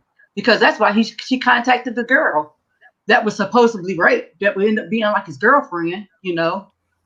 And come to find out, that's a setup. Yes, it when was. When they has a conference and stuff, you know, we got you on this. You know, we know you've done this to this girl. And he's like, well, I'm so embarrassed. I don't want to tell you where I was at. She's like, where was you on this night? We know you've done this. Where was you? I'm so embarrassed. I don't want to tell you where I was at. I guess I'll show you. I was with my friends, but please don't get them in trouble. Then he shows his phone where he's partying with the so-called girl he's supposed to be accused of raping. And she's laying on him. Mm-hmm. Exactly, and she's laying all over him. Yeah. Then she runs back in the room to see if the girl's still in the room crying. The girl's gone. I mean, everything she tried to do, he was 2 steps ahead of her. That was Octavia's. He played Octavia from the start. He played her like a fiddle. Mm-hmm. That was the girlfriend really confused me. Yeah. Pardon me? The girlfriend really confused me because I didn't know what her game plan was. Mm-hmm. Like, she seemed dumb at first, but then obviously there's the scene where, I don't know if you're going to talk about it, Sharon. Sorry if you are, but no, go ahead. The scene where the mother follows them to that little cabin in the woods, and she looks in the window, and they're having sex in the thing. Mm-hmm. And she looks at her. Mm-hmm. She sees her. She sees the mother in the window, and she just doesn't say nothing. It just seemed, oh god, she's really manipulative, right? And she kind of has control over him, rather than you thought everyone had control over her, because she could come across as this weak, strange, weak, quirky girl. So, that's after she's confided in the mom. Oh my, this guy raped me, and Luce. I had to confide in Luce. So he's a good guy. He tried to help me through all these guys that gangbanged me, basically. Blah blah blah. He's just a good friend. And then she finds out, oh no, we've been sleeping together the whole time, and it's the whole thing. And she still goes along. She refuses. She still protects the son. Still knowing she still protects him all the way to the end. She still protects him all the way to the end, even though she's finding. She invested all that time. Exactly. She could not lose his investment. She had invested so much time. Look at all the work they did. Exactly. She said that numerous times. And he's so manipulative. Like you said, he even has the nerve to go after she done got suspended, after the embarrassment with her sister and stuff. And she gets suspended because of the fireworks. He goes and sets the fireworks off at the school, burns up the school, sets the teacher up with that. She gets suspended. Mhm. You know, no, don't mind you, by the way. Oh, Mom, can you take me to school today? Oh, you want me to take you to school? I love you, baby. Take me to school, Mom. You know, But we but need to no, bond. but that again, No. that was him Mhm. manipulating his mom because he didn't want to tell his mom that this had happened. He wanted his mom to drive up and see that, so his mom wouldn't say, "Were you part of that?" He was at home, so again, Right. All night. manipulating his mom in, "Hey, I didn't have anything to do with this, Mom. You drove me to school, so you were with Remember, me the and whole time. You know I didn't do it." So I exactly. mean, And don't forget, we had a meeting the night before. that's right. And Mhm. And you who took drove me him straight home? home. Who drove him Mhm. home? Right. I mean, The dad was like, "That's a bunch of bull." But it showed him running. It showed him going for a run that night, and Yeah. he ended up at the school. But it didn't show you what happened. Mhm. Yeah. So yeah, but moving out. To me, the movie was pretty good, but the ending, like I couldn't understand him. I mean, I kind of didn't want to see him exactly going to jail, but I wanted to see a better resolution for the teacher, and I wanted to see Right. him face some type of consequences, especially with the boy taking the rap for the marijuana Mhm. and everything like that. And it wasn't It fair. was. But at the same time, Luce needed to realize that, you know what, we know that that this teacher was only trying to look out for the best for him, and he couldn't see that. no. But So that was my take on the movie. all right, I'm gonna go ahead and grab the people that are in the and the backstage, and I'm gonna go backwards to forwards since we went the other way one time. I'm gonna start with Professor Penn, and I will say hi to AA, and I'll say Rojas has jumped in here. Hey. So Penn, I'll let Hey, you Rojas. start first. Yes, I thought overall this was a good watch because going from last week when we saw the trailer to this film, it seems to give me the idea of the teacher sort of going after the student. But when I saw the film for the first time and saw the things that was going on with it, I'm like, oh, wait a minute. Like, I was on the edge. I was like, oh, like this has turned into something quite sinister. So I'm going to bring up character. I guess like his girlfriend in the film, and Yeah. she played a key part in the meeting. So pretty much with Stephanie, she was going to verify that Luce was a part of the sexual assault and things like that. And Spencer, she finally had that proof, to bust Luce and say, "All right, here's the receipts, here are the facts." Meanwhile, Luce had already arranged previously that Stephanie would disappear before she testified. So that was embarrassing for her. And then that was another part of his, mass manipulation scheme that he had going on throughout the film. Even going back to the fireworks scene where he said, my favorite holiday is the 4th of July, just jabbing, just, trying to test the waters to see, how much he could get out of her, things Mhm. like that. It was sort of like not necessarily a back and forth battle, but more in terms of, how far can I go with this? That's how I was seeing it. And with his upbringing, that he came from another country and that he was adopted into a white household. He's African American on paper, but he may not share the overall experiences coming from a black community from the forefront. So it was things in the film that he was questioning, like he's resentful for society for trying to use them for their own agenda, and he is both subjected to many of the negative stereotypes as other black men are, being fundamentally different in everything but the appearance. Yet he's also expected to be sort of like calm and collected due to his upbringing. He thinks that the American values are hypocritical because no matter how hard he tries to appear to be, this kind and uplifting person, he's always treated differently because of his skin color. So it was just certain things in the film that I'm like, oh, okay, well, this character is going to he's doing external conflicts and he has some internal things that he has to deal with as well. So it was a lot of play going on here, with manipulating the teacher and having her, look as bad as she can possibly can, and him dealing with his everyday struggles with his character. It was pretty interesting and unique at the same time. Yeah, there was questionings about, okay, so what about the consequences and things like that? How's he going to deal with what he have experienced in the film, and with the mother? She was well, she stood by him, and she stood by him to the end. And then with the dad, he was treating it as like, oh, well, you really believe in this? Like, he had the attitude as if he wanted to just basically disown him. Mhm. And that was early in the film.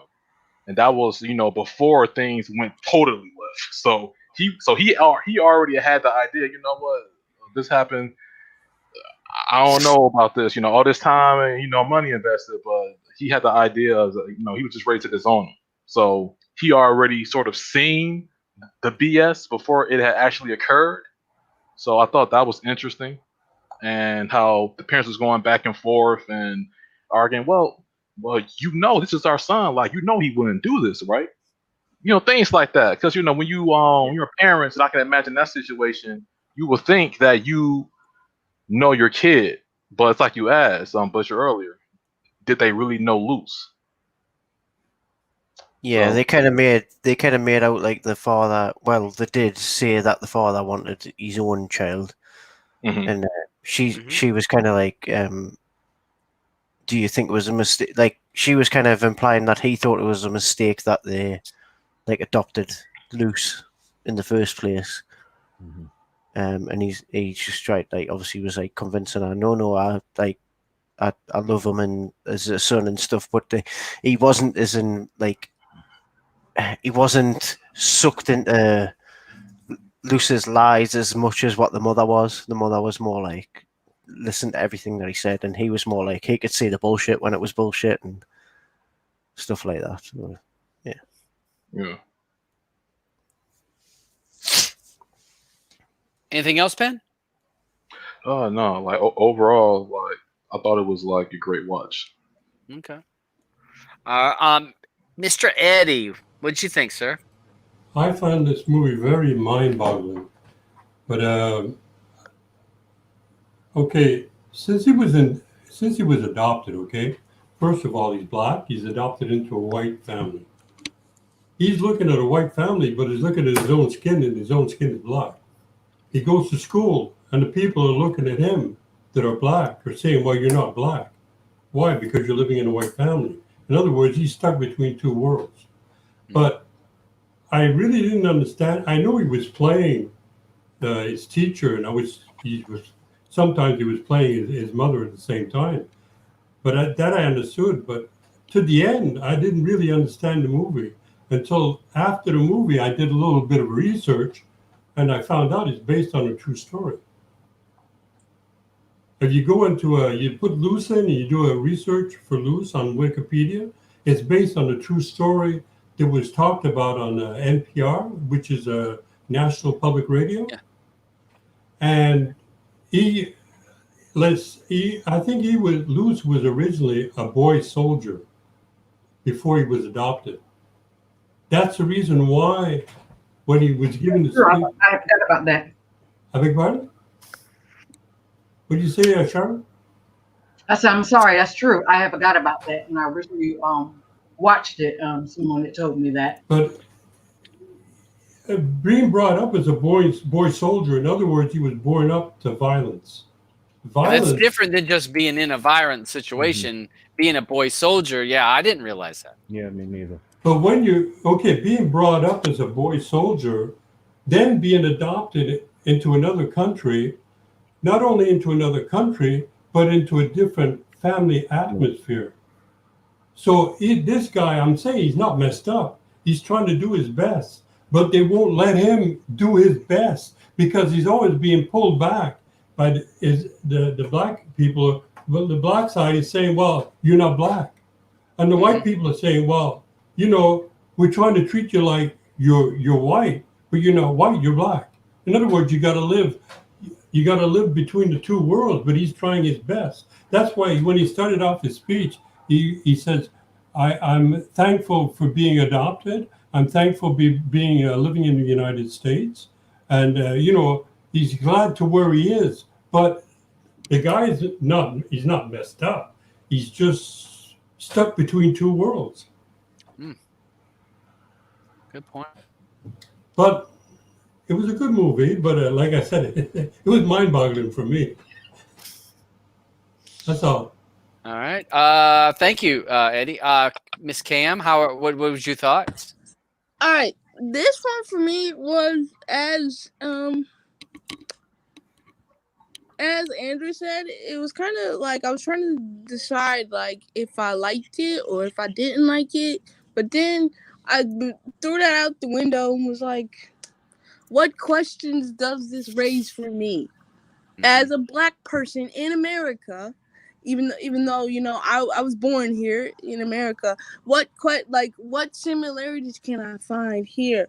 And you see in the beginning, since he was you start to see, like, when you get down to like the middle, probably about the middle part of the movie, you start to see that like he gets tired of putting on it's kind of in a way like Jekyll and Hyde without like the murderous part and whatever, because he's putting on a facade of being of being a crazy educated black person, and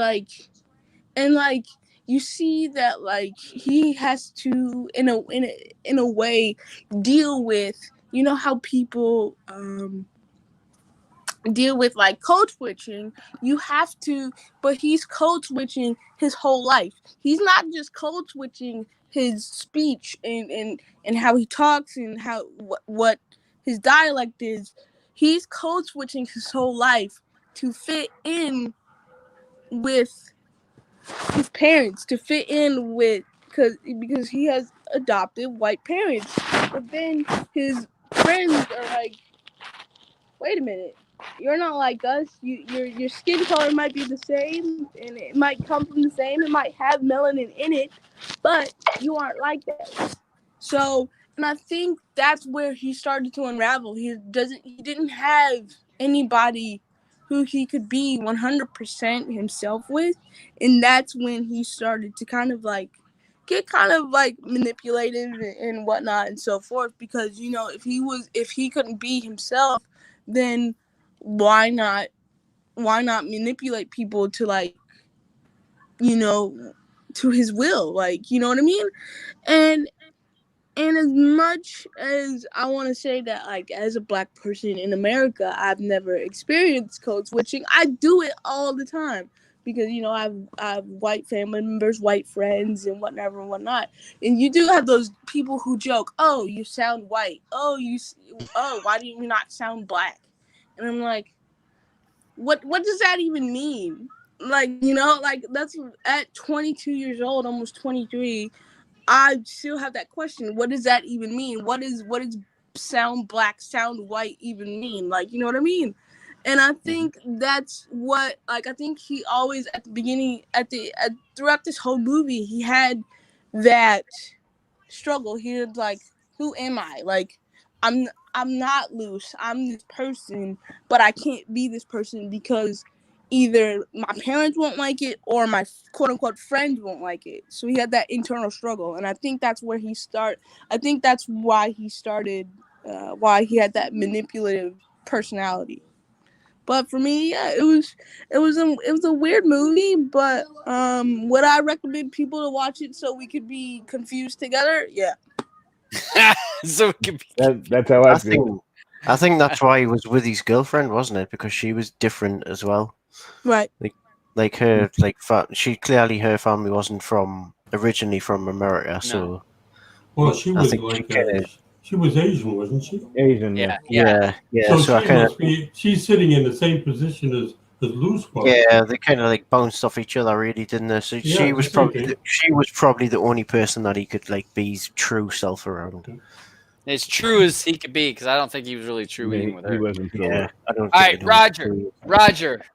Well, to me, this movie's right up there with the one that Auburn had Child 44 as far as plot department goes, because I don't know which movie it was trying to be.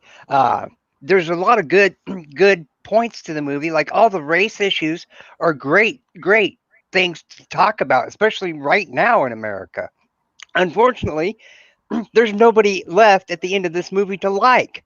You don't at the end. There's not one character. Maybe the teacher, maybe, but she was a bitch too. That there's not a redeemable person in this entire cast, and it's just a weird movie. The acting's all pretty good. The actual dialogue is good. It's just the plot that does. I don't see why. Why make it such a weird thing? And if Luce is going to be the hero of the movie, why make him a junior Hannibal Lecter in training? It just doesn't make any sense to me, anyway. So I would not recommend this movie. And that's about all I have to say. Sorry, Sharon. It's okay. It's okay. I think the other movie was almost the same. Yeah. I will say one thing. I think that Cam, your thing about code switching, I wrote great word on that, and I would have never thought about that. But the code switching, and I think that was a valid point. One of the other things that when you guys were talking that came to mind is why did he go after Octavia, the teacher? And that was because she suspended the other track player. I think that the whole thing spun because she suspended that other track player, and Luce manipulated this to redeem himself with his friend, to show, you know what? I'll get her because she got you. We'll get her in the end. No, I disagree. Remember, they got into it about the truck player at her house. Yeah. Remember, they were talking about that. I disagree with that point. Okay. I think he went for her because she held him on a higher pedestal to other black men, and he just wanted to be seen the same as his friends. Like, obviously, yes, she did like cast his other mate out and give him a break on some things, but then she was gunning for him. Like, she really was. She gave him a break. What was his break? The fireworks would have got him suspended, right? Yes. He wouldn't have been. He would have had all kinds of issues, but she gave it to the parent. Didn't take it to the principal. Did not escalate it, but she escalated the other situation. Because one, she was thinking about the school, and two, she was thinking about how important to her he was to the black community, because he was seen as someone acceptable to both white people and black people, I suppose you could say. I mean, most black people, obviously his friends could see through the bullshit. But I don't think the reason he went after her was because you've cast out my friend, but it was because she saw him as better than everybody. He should have been better than everybody else, and he was just like, I'm just this guy. I'm just a normal black man. I just want to get on the way I want to get on. I want to be like everybody else, and I don't want to be sat on this little pedestal as something that's better than anybody else, because he didn't see himself as better than his friends or anything like that. I mean, obviously he knew he was he's an intelligent man, and he knows he knows his stuff. But obviously the only thing he didn't know was who he was. What his place was. So yeah, I like this movie. I agree with what Roger said. It's very at the end you don't like anybody because there's no. But I don't think the purpose. I don't think the purpose of the movie was to have a hero and have a villain out of it. I think the purpose of the movie was to get people to do what we're doing now and talking about how, especially in America, how people see different stereotypes and different groups of people, and how you can change a certain group of person to be acceptable to another group. Like in this case, you can change a black man to be more acceptable to the majority of white people in America.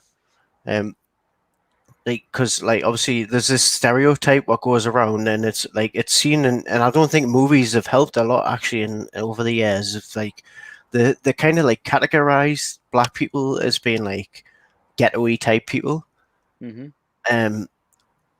But obviously then Obama came along. I mean, obviously before there was more people before Obama, but like Yeah, Obama yeah, obviously yeah, yeah. gets lifted above everybody else because he's the first black president, and he is more acceptable to white people than what I guess what other like famous black There's still a celebrities. pretty solid 38% of people here in America that would disagree with you, though, Andrew. Oh yeah. I mean, it's such a big country. It's pretty sad. It's pretty gross and sad, but yeah, there's it's 38% crazy. that would still disagree with that pretty strongly. Well, that's the thing. Like, in my opinion, and obviously I'm not from that country, but in my opinion, like America is the most political country in the world, and it's very opinionated, and it's very like Yeah. it's stubborn. It's stubborn, I'd say. And it's funny because you kind of see that kind of stubbornness in this show sometimes with some of the movies, like when Auburn goes on about how there's no American actors in this certain movie. Oh, well, that's things why I like, had to pick something that you would understand. yes, thank you very much, Auburn. I appreciate it very much. Thank you very much. Because since you wouldn't watch Scarface, I figured let me at least give you something that's close to home for you. But Yeah. I think the more I thought about this movie after watching it, I mean, I really was confused at the end, and I was confused about the whole point of the movie is like Roger was like saying he doesn't understand. I mean, I'm not putting words in your mouth, Roger, but I'm guessing that he didn't understand like where they were going with the whole idea of the movie. Like, it didn't like kind of have like a plot what you could follow easily.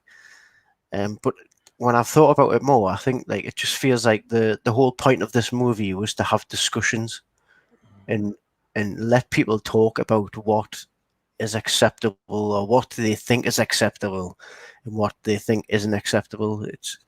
It's definitely a crazy movie, but it's one of those ones that it makes you think and it makes you talk about this kind of stuff and what's acceptable, what's not acceptable, and yeah, it was interesting. Okay. That's I agree. definitely an interesting one.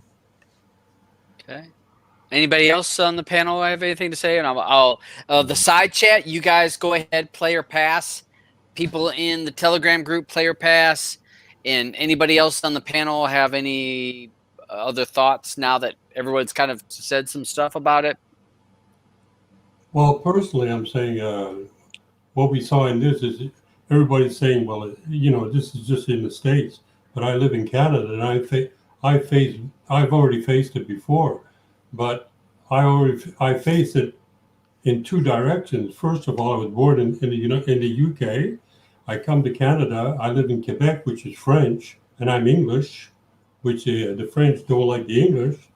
So it's not all. I don't think it's just based on the United States. It could be basically all over the world.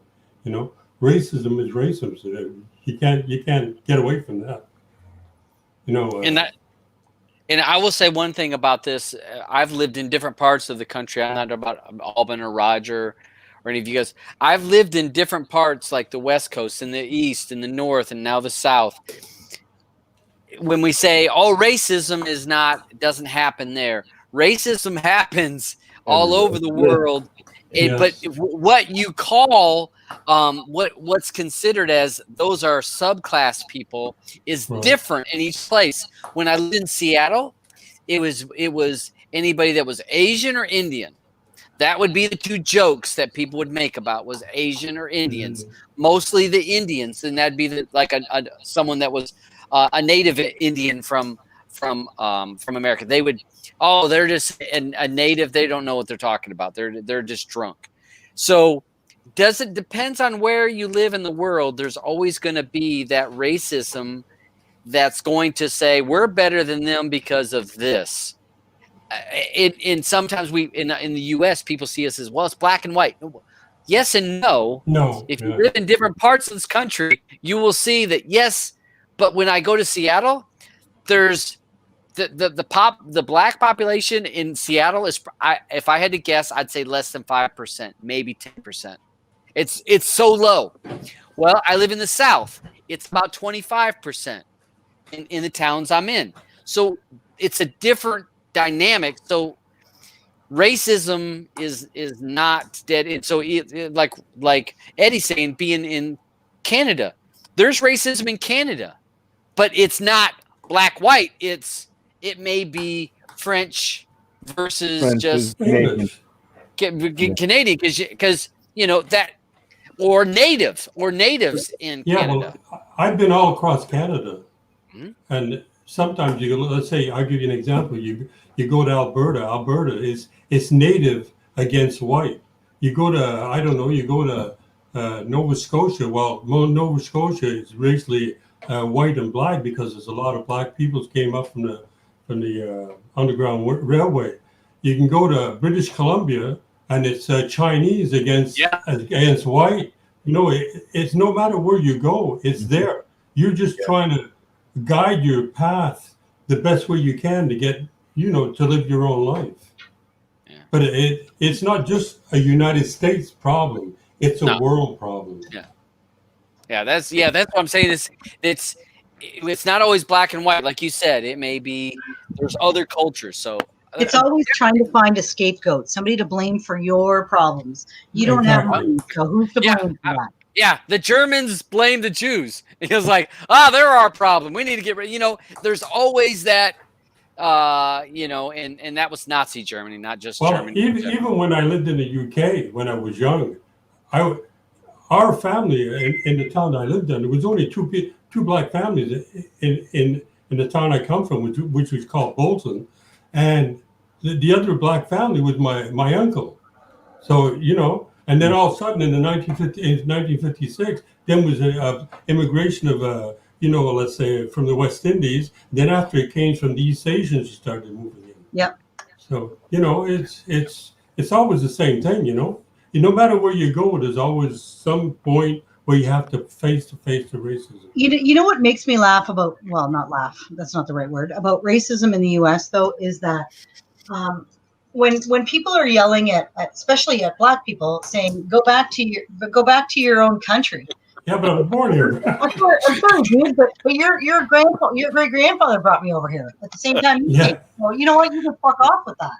Well, but then the same way. Okay, so you can even say that. So when they say go back home, well then any white people would have to go back to Germany or England or France or Spain. We'd have to go. So you'd have to go back somewhere. We're all immigrants on this continent. Yeah. So there's Usually what I say is, well, when we came over here, we're all in. We were here first. We were on the same boat. We're always rowing on the same boat. And it's exactly true. I mean, the only people that are true born are natives. Yes, exactly. Native. So you know what? If you're native, shut up with that. Go back to your own country bullshit. When you were from the same friggin' country I was, or you know what I mean? Like, we're all from across the friggin' ocean. Well, hopefully everybody's registered and can vote in November in America, and we can hopefully get an attitude change in this country. 40 more days to November the 3rd, election day. 40 more days. Because there's some crazy shit about to happen. Because I wish I was American because I would still be voting in your election. I wish you were too. I wish you were too, Blue. If you can get a ballot. I heard you don't even have to be Me too. Get ballots. If you can get a ballot, go ahead and vote, Blue. Yeah. I heard that. I've seen the news posts and the Facebook posts. You can get a ballot. Don't worry. I've already applied for my Russian passport. So all right. So because we're at an hour and 50 minutes, so I seen over on the side. I saw the beach said play. Just to confuse other people who watch it. So anybody else wants to jump in there, I will run through the panel real quick because we still have to pick for next week. So Penn, since you're bottom right, play or pass, bud? I will go with a play for this one. Okay, Eddie. I'll go with a very soft play on this one. Okay, Cam. All right, Sharon, you get a soft play for this one. So is that a player pass? You get a okay. She gets a Oh, soft play. I'm sorry. I'm sorry. Yeah. All right, you should have been using your white accent. I didn't understand it. Okay, I'm sorry. I'm sorry. I was just having the joke. All right, Andrew. It's all good. It's all good.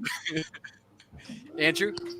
I'll give it a play as well because I think the idea of the movie was to get us or people talking about it. So yeah, I'll be interested if Shan gets to watch it. What she thinks about it. Mm-hmm. I bet. Yeah. I bet you're. She could talk about it as a bonus, huh? Yeah. Sharon, what do you think? Play or pass? Well, you picked it, so Play. I'm gonna give it. I guess play. Roger. Wait, hold on though, because you should definitely always ask people. Because I think Andrew might have even been a pass on one of his own movies, if I'm not mistaken. I believe. I don't. I know we bring this up every show, but yes, it was The Faculty. Yes. At least two. Okay. Hello, All Diesel. right. Hey, Days. Roger. For me, it's not a play, unfortunately, Okay, because it okay. had so much promise but it's just way too. They just went too far with it, unfortunately. No, not a problem. It's okay. We all kind of opinions. Blue. Well, you didn't watch it, so I don't get a vote. all right. So Alban. I'm sorry, Sharon. It's a pass for me. I was so mad. You know, I'm gonna watch it again though. I will watch it again, but I was so mad at how it ended. You know, they should have, had the teacher go after the kid to show how smart the teacher was. Maybe they'll do that in the part 2. I know, Maybe but I don't know if I told the movie. But it was to watch based on a part. true story, so That's true. That's true. That is something I didn't know. Yeah. If I would have known that going in, maybe I might have, looked at it differently. I will the second time. Do you know if anyone know if he was? Because how young was he? Was he like one of those young ones that I had thought a machine gun killing for people? for some reason, I thought he was like 7 years old when he came to live with He him said in America. 7. He said 7. But, Yeah, he was but 7. prior to that, he had already been trained how to use a gun, and I had assumed that he was a child soldier because It said he was. He was a child soldier. well, they never said that in the movie. I just assumed he was. Right. They should have. Yeah. They should have said that in the movie. Because if they would have said that in the movie, it would have made a lot more sense to people. You know what I mean? Yeah, agreed. I would have. He was concerned about him writing about fighting back, basically, right? Because knowing that he had held. Well, yeah, because basically he said that sometimes change has to happen through violence. Yeah, is what his point was. Is sometimes violence has to happen to make change happen, and the teacher's like, "Whoa, violence has to happen." Mm-hmm. So, okay, for me, I'll give it a soft pass, unless you can watch it with someone from a different culture where you're able to talk. I wish that I would have been able to sit and watch it with Charles and we could have discussed the movie. If you watch it by itself, I don't think it holds out as well as it does for this panel. Us watching as a panel, I enjoyed it more because I'm hearing from different points of view and from people's different backgrounds. I enjoyed it. If I would have watched this all by myself without nobody else talking about this, I would have not liked it because it left too many questions. Roger's point about I liked nobody in the movie. I mean, nobody. I didn't like the mom. I didn't like the dad. I didn't like the teacher. And I definitely didn't like Luce. I didn't even like his girlfriend. So I didn't like anybody in the movie. So if I watched it alone, I would not like it. But only watching it as a panel where we're able to talk and have shared experiences, then I like it. So that's why I'll give it a pass because most people would never take it to this point. Most people would watch it by themselves, sitting on the couch or with their significant other, which is most likely from the same culture that they are, and never have any discussion past that. So if you're able to watch it with people, different people, pass. I would still be a pass, unless you're able to watch it with people from things. So I'll give it a pass, only because of that. So, but as a player pass show movie, it's an awesome because there's so much to this. So I'm not trying to talk on both sides of my face, but I'm trying to say, I Yeah. enjoyed this hour of talking about it 10 times more than the Better than the movie. movie. Me too. Yes, Yeah. because again, different people's points of view, and you have the different cultures and different upbringings. You're able to. That's where. If I watched this by myself, I wouldn't like it.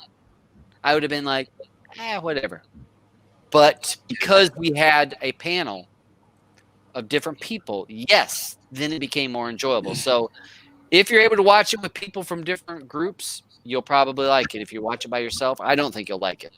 I It's think not it'll be not a great movie, but it's a great movie to talk about. yeah. It's a Good great conversation. discussion piece. Oh my gosh, yeah. So, all right. So, I don't know.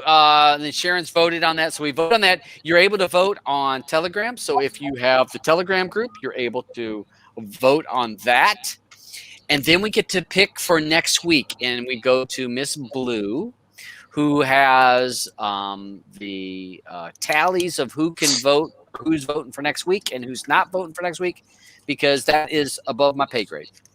It's Todd and Andrew next week, but it'll be Penn the week after. Penn by himself? Well, and then we'll see. We'll see. Well, And then after that, it'll probably be Penn and it'll be Penn and a thing. All right, so Penn and then me. So is there someone with 3 that's almost at 4? Oh, Penn's at 4. Oh, so he's at Okay. 4. Okay. And then who's at 3? I think I am. I got Eddie Roger at 3. I've got Darth J. Okay, DJ, Darth J, Diana, Sid at 2. Okay. I've got Tan at 1.5. I'm doing halves because if they only make half a show, they only get half a credit. Yeah. Where's Tan been? You know. Cam's got 1. Southern Tech Gal's got 0.5. And Sharon's back down to 0 because she had the pick. Okay. All right. So I look that forward would to be seeing what Penn pulls out the hat. Yeah. Yeah. so Penn's got next week. Penn's next week. Yeah. Like his choice, he chooses His next choices week. next week. Yeah. Wait, choice next week. Okay. So you're gonna have to stick around then, Penn. You good with that, Penn? You gonna be here next week? Oh yeah, for sure, no problem. Cool. So think about it. He's this just week. he's just thinking, oh crap, I've got to think of something now. I got a few titles in mind. Good. Ah, good. Okay. All right. So I guess because I was almost going to pass my play off to Penn just so that me and Andrew don't have to go head to head. Because it's not a head to head. Oh no! Why? Because you lost last time. I understand. No. I understand. It's fine. You lost against the guy that picked faculty. It's understandable, especially since you've been picking Oscar winners every time. You know what? Okay, so I picked the first last time. So now it's your turn to pick first this time because I picked first last time. Okay. My pick is it's a Netflix original, and it's called The Highwaymen. No, I've never seen that. Oh, good. You said The Highwayman? The Highwaymen. That looks hilarious, Andrew. Thank you for picking that one. It's Kevin Costner and Woody Harrelson. I love Kevin Costner. Yep. Okay. All right. So if everybody would put yourselves on mute for a moment, and we'll go ahead and wait, I got to do this through. Don't I have to do this through YouTube? Get rid of the spoiler. Thank you, sir. Okay. So I got to do this through YouTube. Right? Oops. And you said The Highwayman.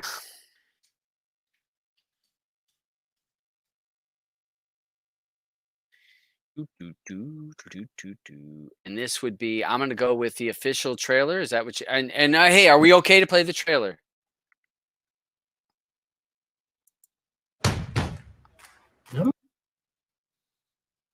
I guess you're saying yes. I wasn't looking.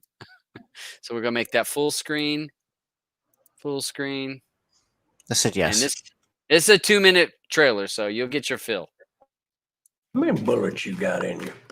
16, I think. Might be good to have a doctor look at you sometime. Might be good to have a doctor look at you sometime. I ain't got no bulletin. Because I was covering you. You may have heard there was a prison break. It was Bonnie and Clyde. Governor, this has to end. They've committed dozens of armed robberies and several cold-blooded murders. What do you plan to do about Bonnie and Clyde? We will capture them. Write that down and underline it twice. There's only one man who can take them down. I'll come back. Hey, you got room for one more?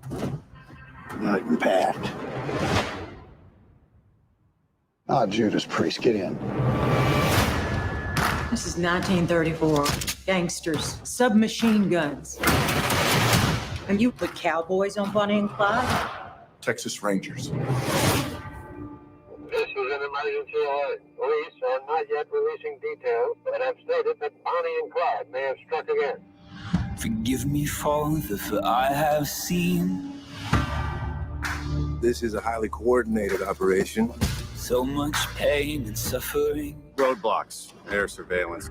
Your time has passed, cowboy. What the hell is the world coming to? Used to be you had to have talent to get published. Now all you got to do is shoot people. See the devil dressed in white.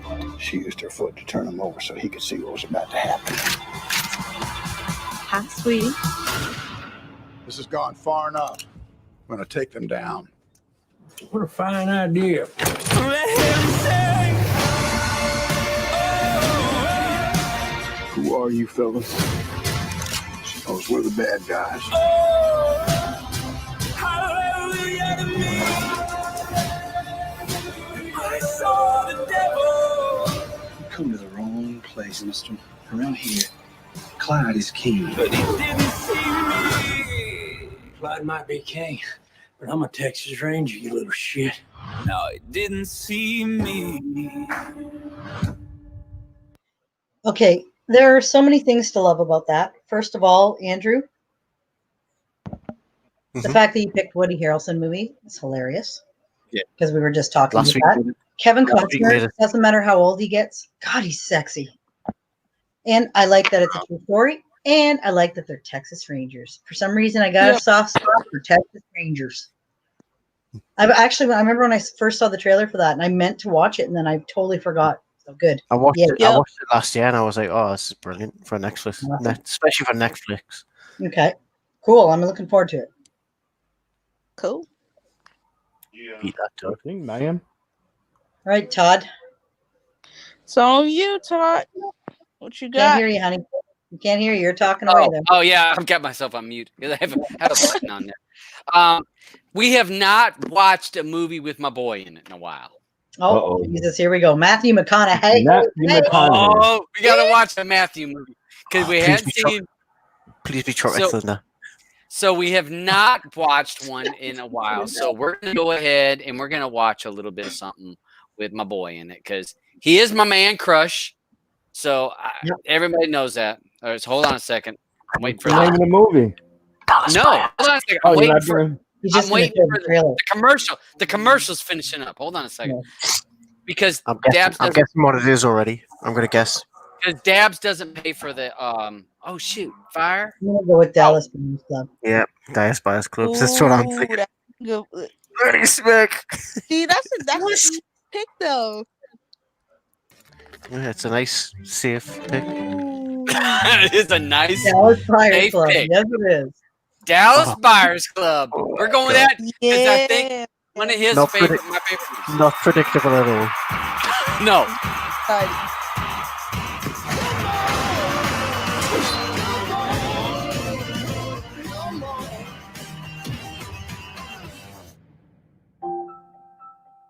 Mr. Woodruff, you've tested positive for HIV. Have you ever used intravenous drugs? Have you ever engaged in homosexual conduct? Homo. You say homo? You made a mistake. That ain't me. Mr. Woodruff, we estimate you have 30 days left. Newsflash for y'all. There ain't nothing out there can kill Ron Woodruff in 30 days. Them drugs, they just released for testing, and I know this hospital's one of the sites. I need it. It doesn't work that way, Mr. Woodruff. Where are you going? They got good meds out of Mexico that's better than what you can get here in the States. This is protein, totally non-toxic. And you can't buy this in the USA? Not approved. You could be making a fortune off of this. You look great. Well, actually, I look amazing. Anything to declare? Nada. That importing illegal drugs for sale is a very serious offense. They're not illegal. They're merely unapproved. I've been looking for you, Lone Star. Listen, Tinkerbell, unless you got more cash or new clients, I'm busy. You don't deserve our money. Cut you in 5%. 25. Take it or leave it. Welcome to the Dallas Buyers Club. You treating these people? How they're treating themselves. Well, I ain't selling drugs, I'm selling membership. Walker, Dorsett, these are patients. Yes, sir. They're also the names of players on the Dallas Cowboys. That's a hell of a coincidence. The hell is it? I have a court order permitting us to confiscate any and all non-FDA approved supplements. We need a new supply. Check Amsterdam, China, and Israel. I'm doing business with you. Why are we here? Nice restaurant, beautiful woman. That's where I feel like a human again. Mr. Woodruff, what is going on? People are dying. You're nothing more than a common drug dealer. TJ, this is Rayon. Freaky Como.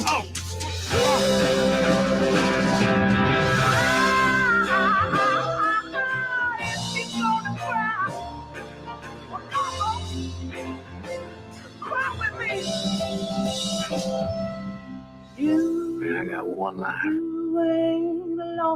Wanted to mean something. Just let me be your ticket home.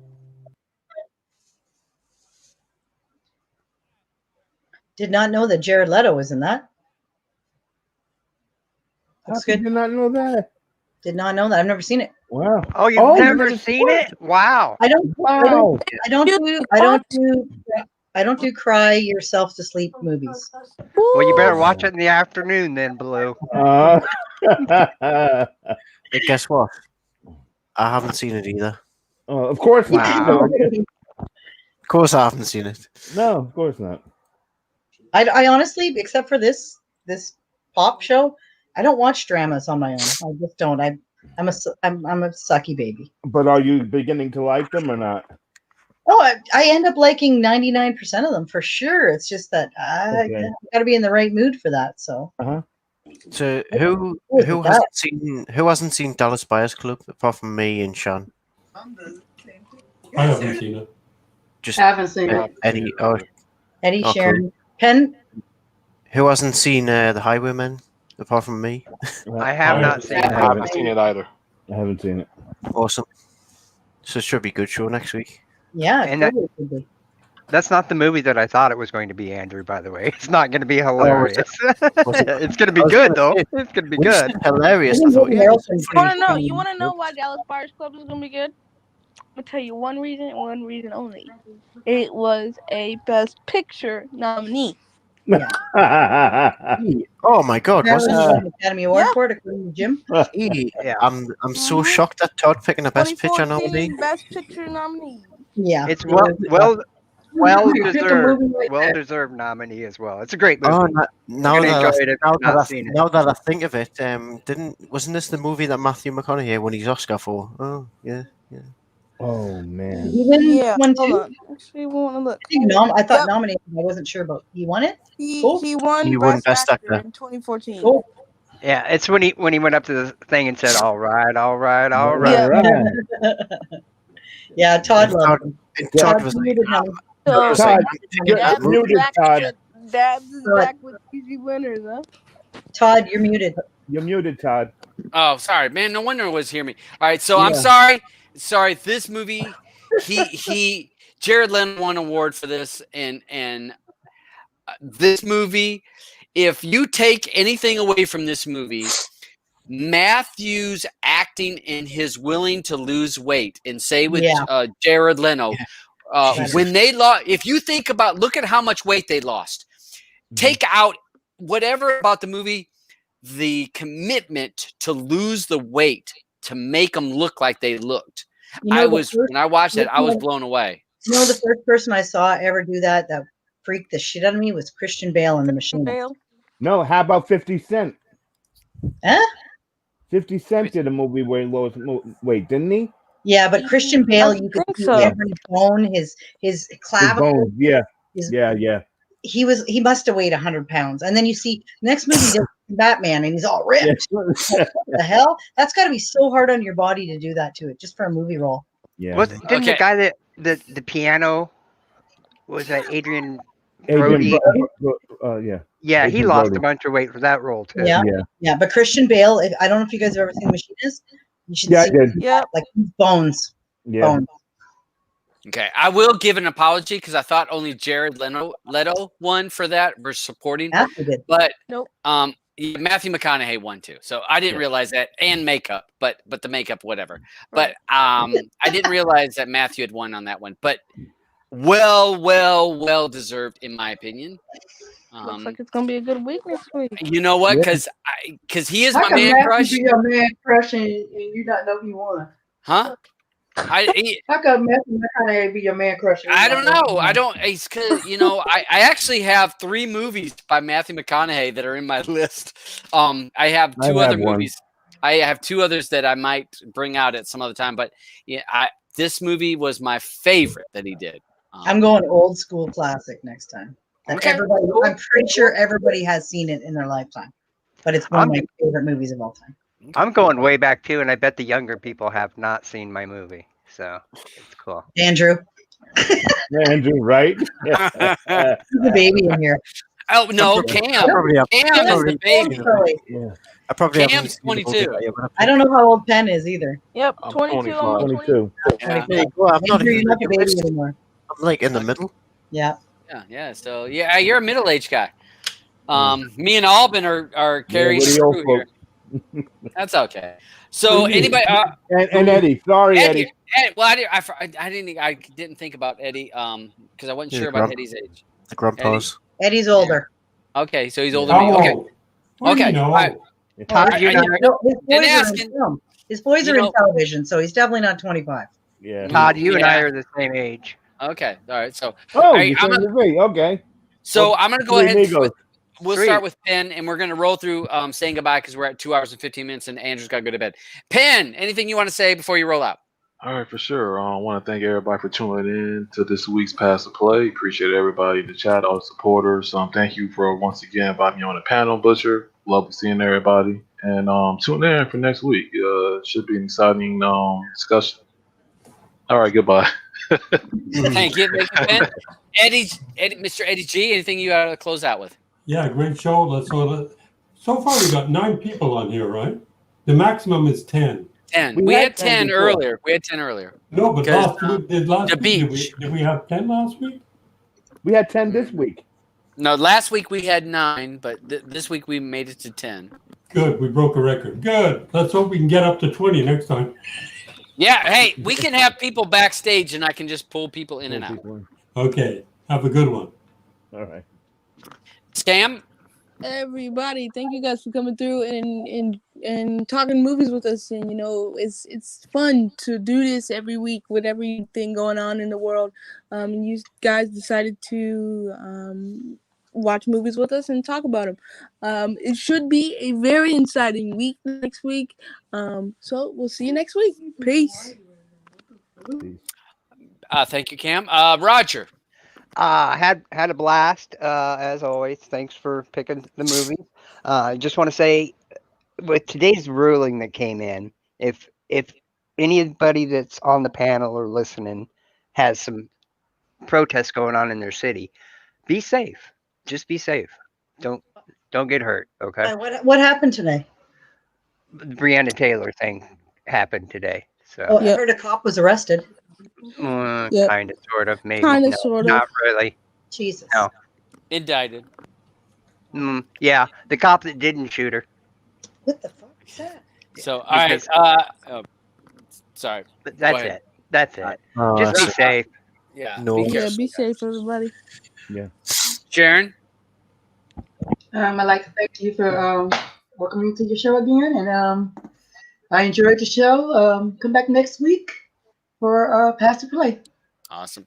Andrew. Yeah, thank you to everybody, like the original people, like that come on here every week, and it's nice to see the same names in the chat, and it's great to talk to the same people. I do like to talk to new people though, so if anybody's thinking about coming on that's been a bit hesitant, just come on. It's great. I'm not like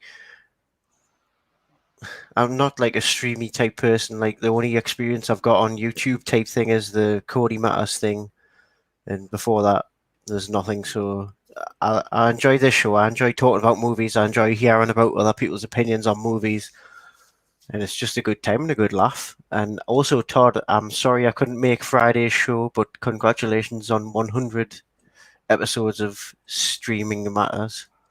Flash Cody Matters. Yeah, I was ill. I was at work till 3 a.m. I tried to catch up the next day, but I was ill. So, but yeah, congratulations on that, and hopefully we can get to 100. It would be great to get to 100 episodes on this. I don't know how many movies that would be, but it would be. We'll see. It's probably more movies than I've seen in my lifetime. Oh yeah, you got that right.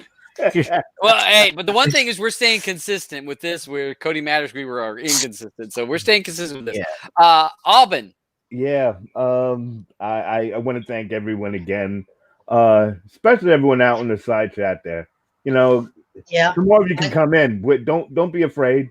We'd love to see some of you. You know, like Red's out there, and you know, you're so funny out on the side. I think I'd be crying if you came on the show. To everyone else, have a great week.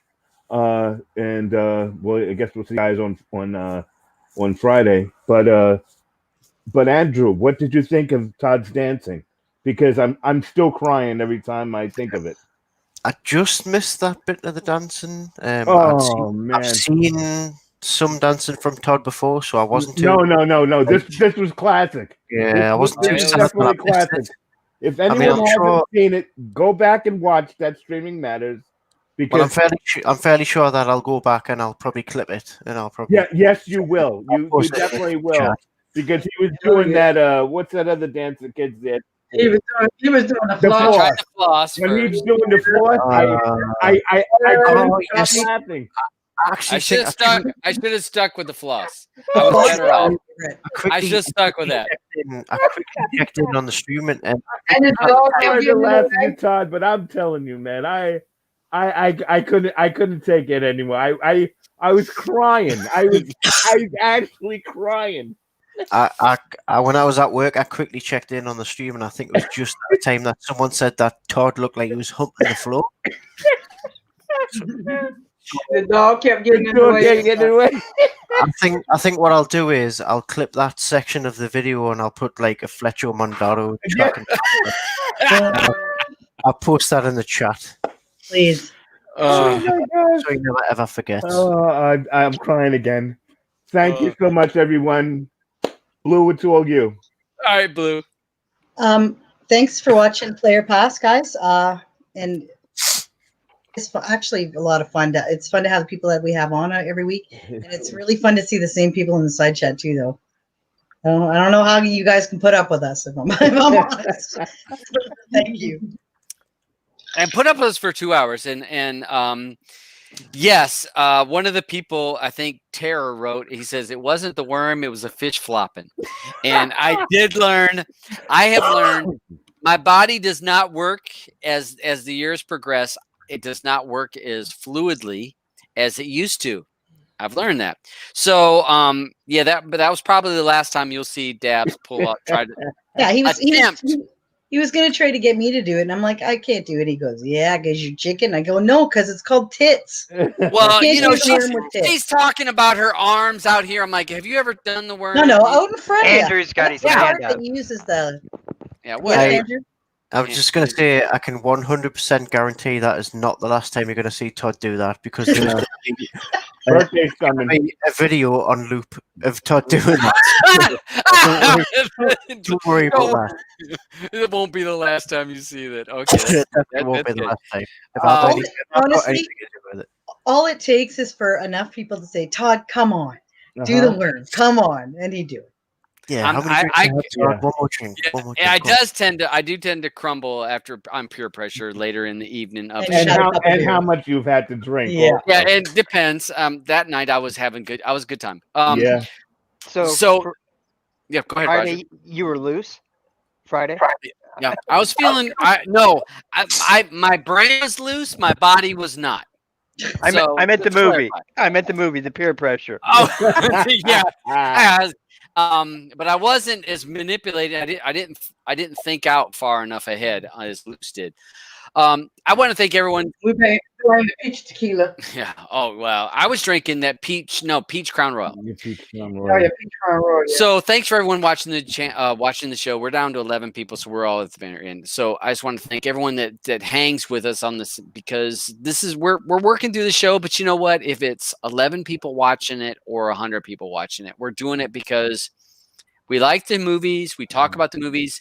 It's easy for anybody to join this chat into. Did you like it or not movie? You don't have to be a techie guy or a gal. You don't have to be, oh, I'm not into that, this or this. Did you like the movie or not like the movie? It's simple. It's very simple. So jump in on the side chat. That's the simplest way. We've seen Redneck, Octavia. You guys are getting a little bit closer. Jump on the panel. Tell us what you think. So love to hear your thoughts one-on-one without it just being a little blurb that I can post over here. So we got next week's. I want to thank Sharon for picking a movie this week and Alban for picking a movie this week. It's scary to pick a movie and you second guess it numerous times. I've picked movies and you're like, I should have picked this or should have picked that. We pick movies for reasons and just it is what it is. And so next week we've got what did you pick? The Highwaymen. The Highwaymen. Yeah, that was like Netflix's one top movie. It's one of the top movies that they ever did, but that's all right. And then I picked Dallas Buyers Club, which probably nobody's seen. Oh yeah, I forgot about all the Oscar nominations it had. Small movies, very small budget. But I had to, it's been weeks since we've had a Matthew movie on here, and I was thinking, I'm craving a little Matthew. And Andrew was craving a little Woody. Little Woody. It was actually Kevin Costner that made me watch that movie. I love it. it. It's just Woody reminded us of it. Yeah, that's good. Yeah, I should have done like Woody. So, all right, great movies. So check us out next week. Check us out Friday. Thank you for everyone watching on when we did my 100th episode for Streaming Matters, which was Cody Matters, who was started by that guy over there. Over there. Me and Andrew doing that show together. So I want to thank him, and I gave him props because between him and I came up with Cody Matters. And then I tried to change the name only because YouTube was striking me. So I was like, maybe if I change the name, they won't like try to hit me with the strikes, but they still do. So thanks to him, and it was a great show. I like to have fun. I come on the show to have a good time, and this show is about us. It's not my show. When people say, "Dabs, thanks for inviting me to your show," this is not my show. This is the panel show. It was not created for me. It was created for the panel, and we discuss it as a group. Streaming Matters, I'll take a little bit more ownership. Now, Blue is my co-host, and she does give me definite advice on the show. But this show is not me. So it's everyone that's on the panel and the people that watch the show. So thank you. So again, thanks for watching. I'll see you Friday, 5 p.m. And you'll see, and if you don't want to watch Streaming Matters, watch us here 5 p.m. on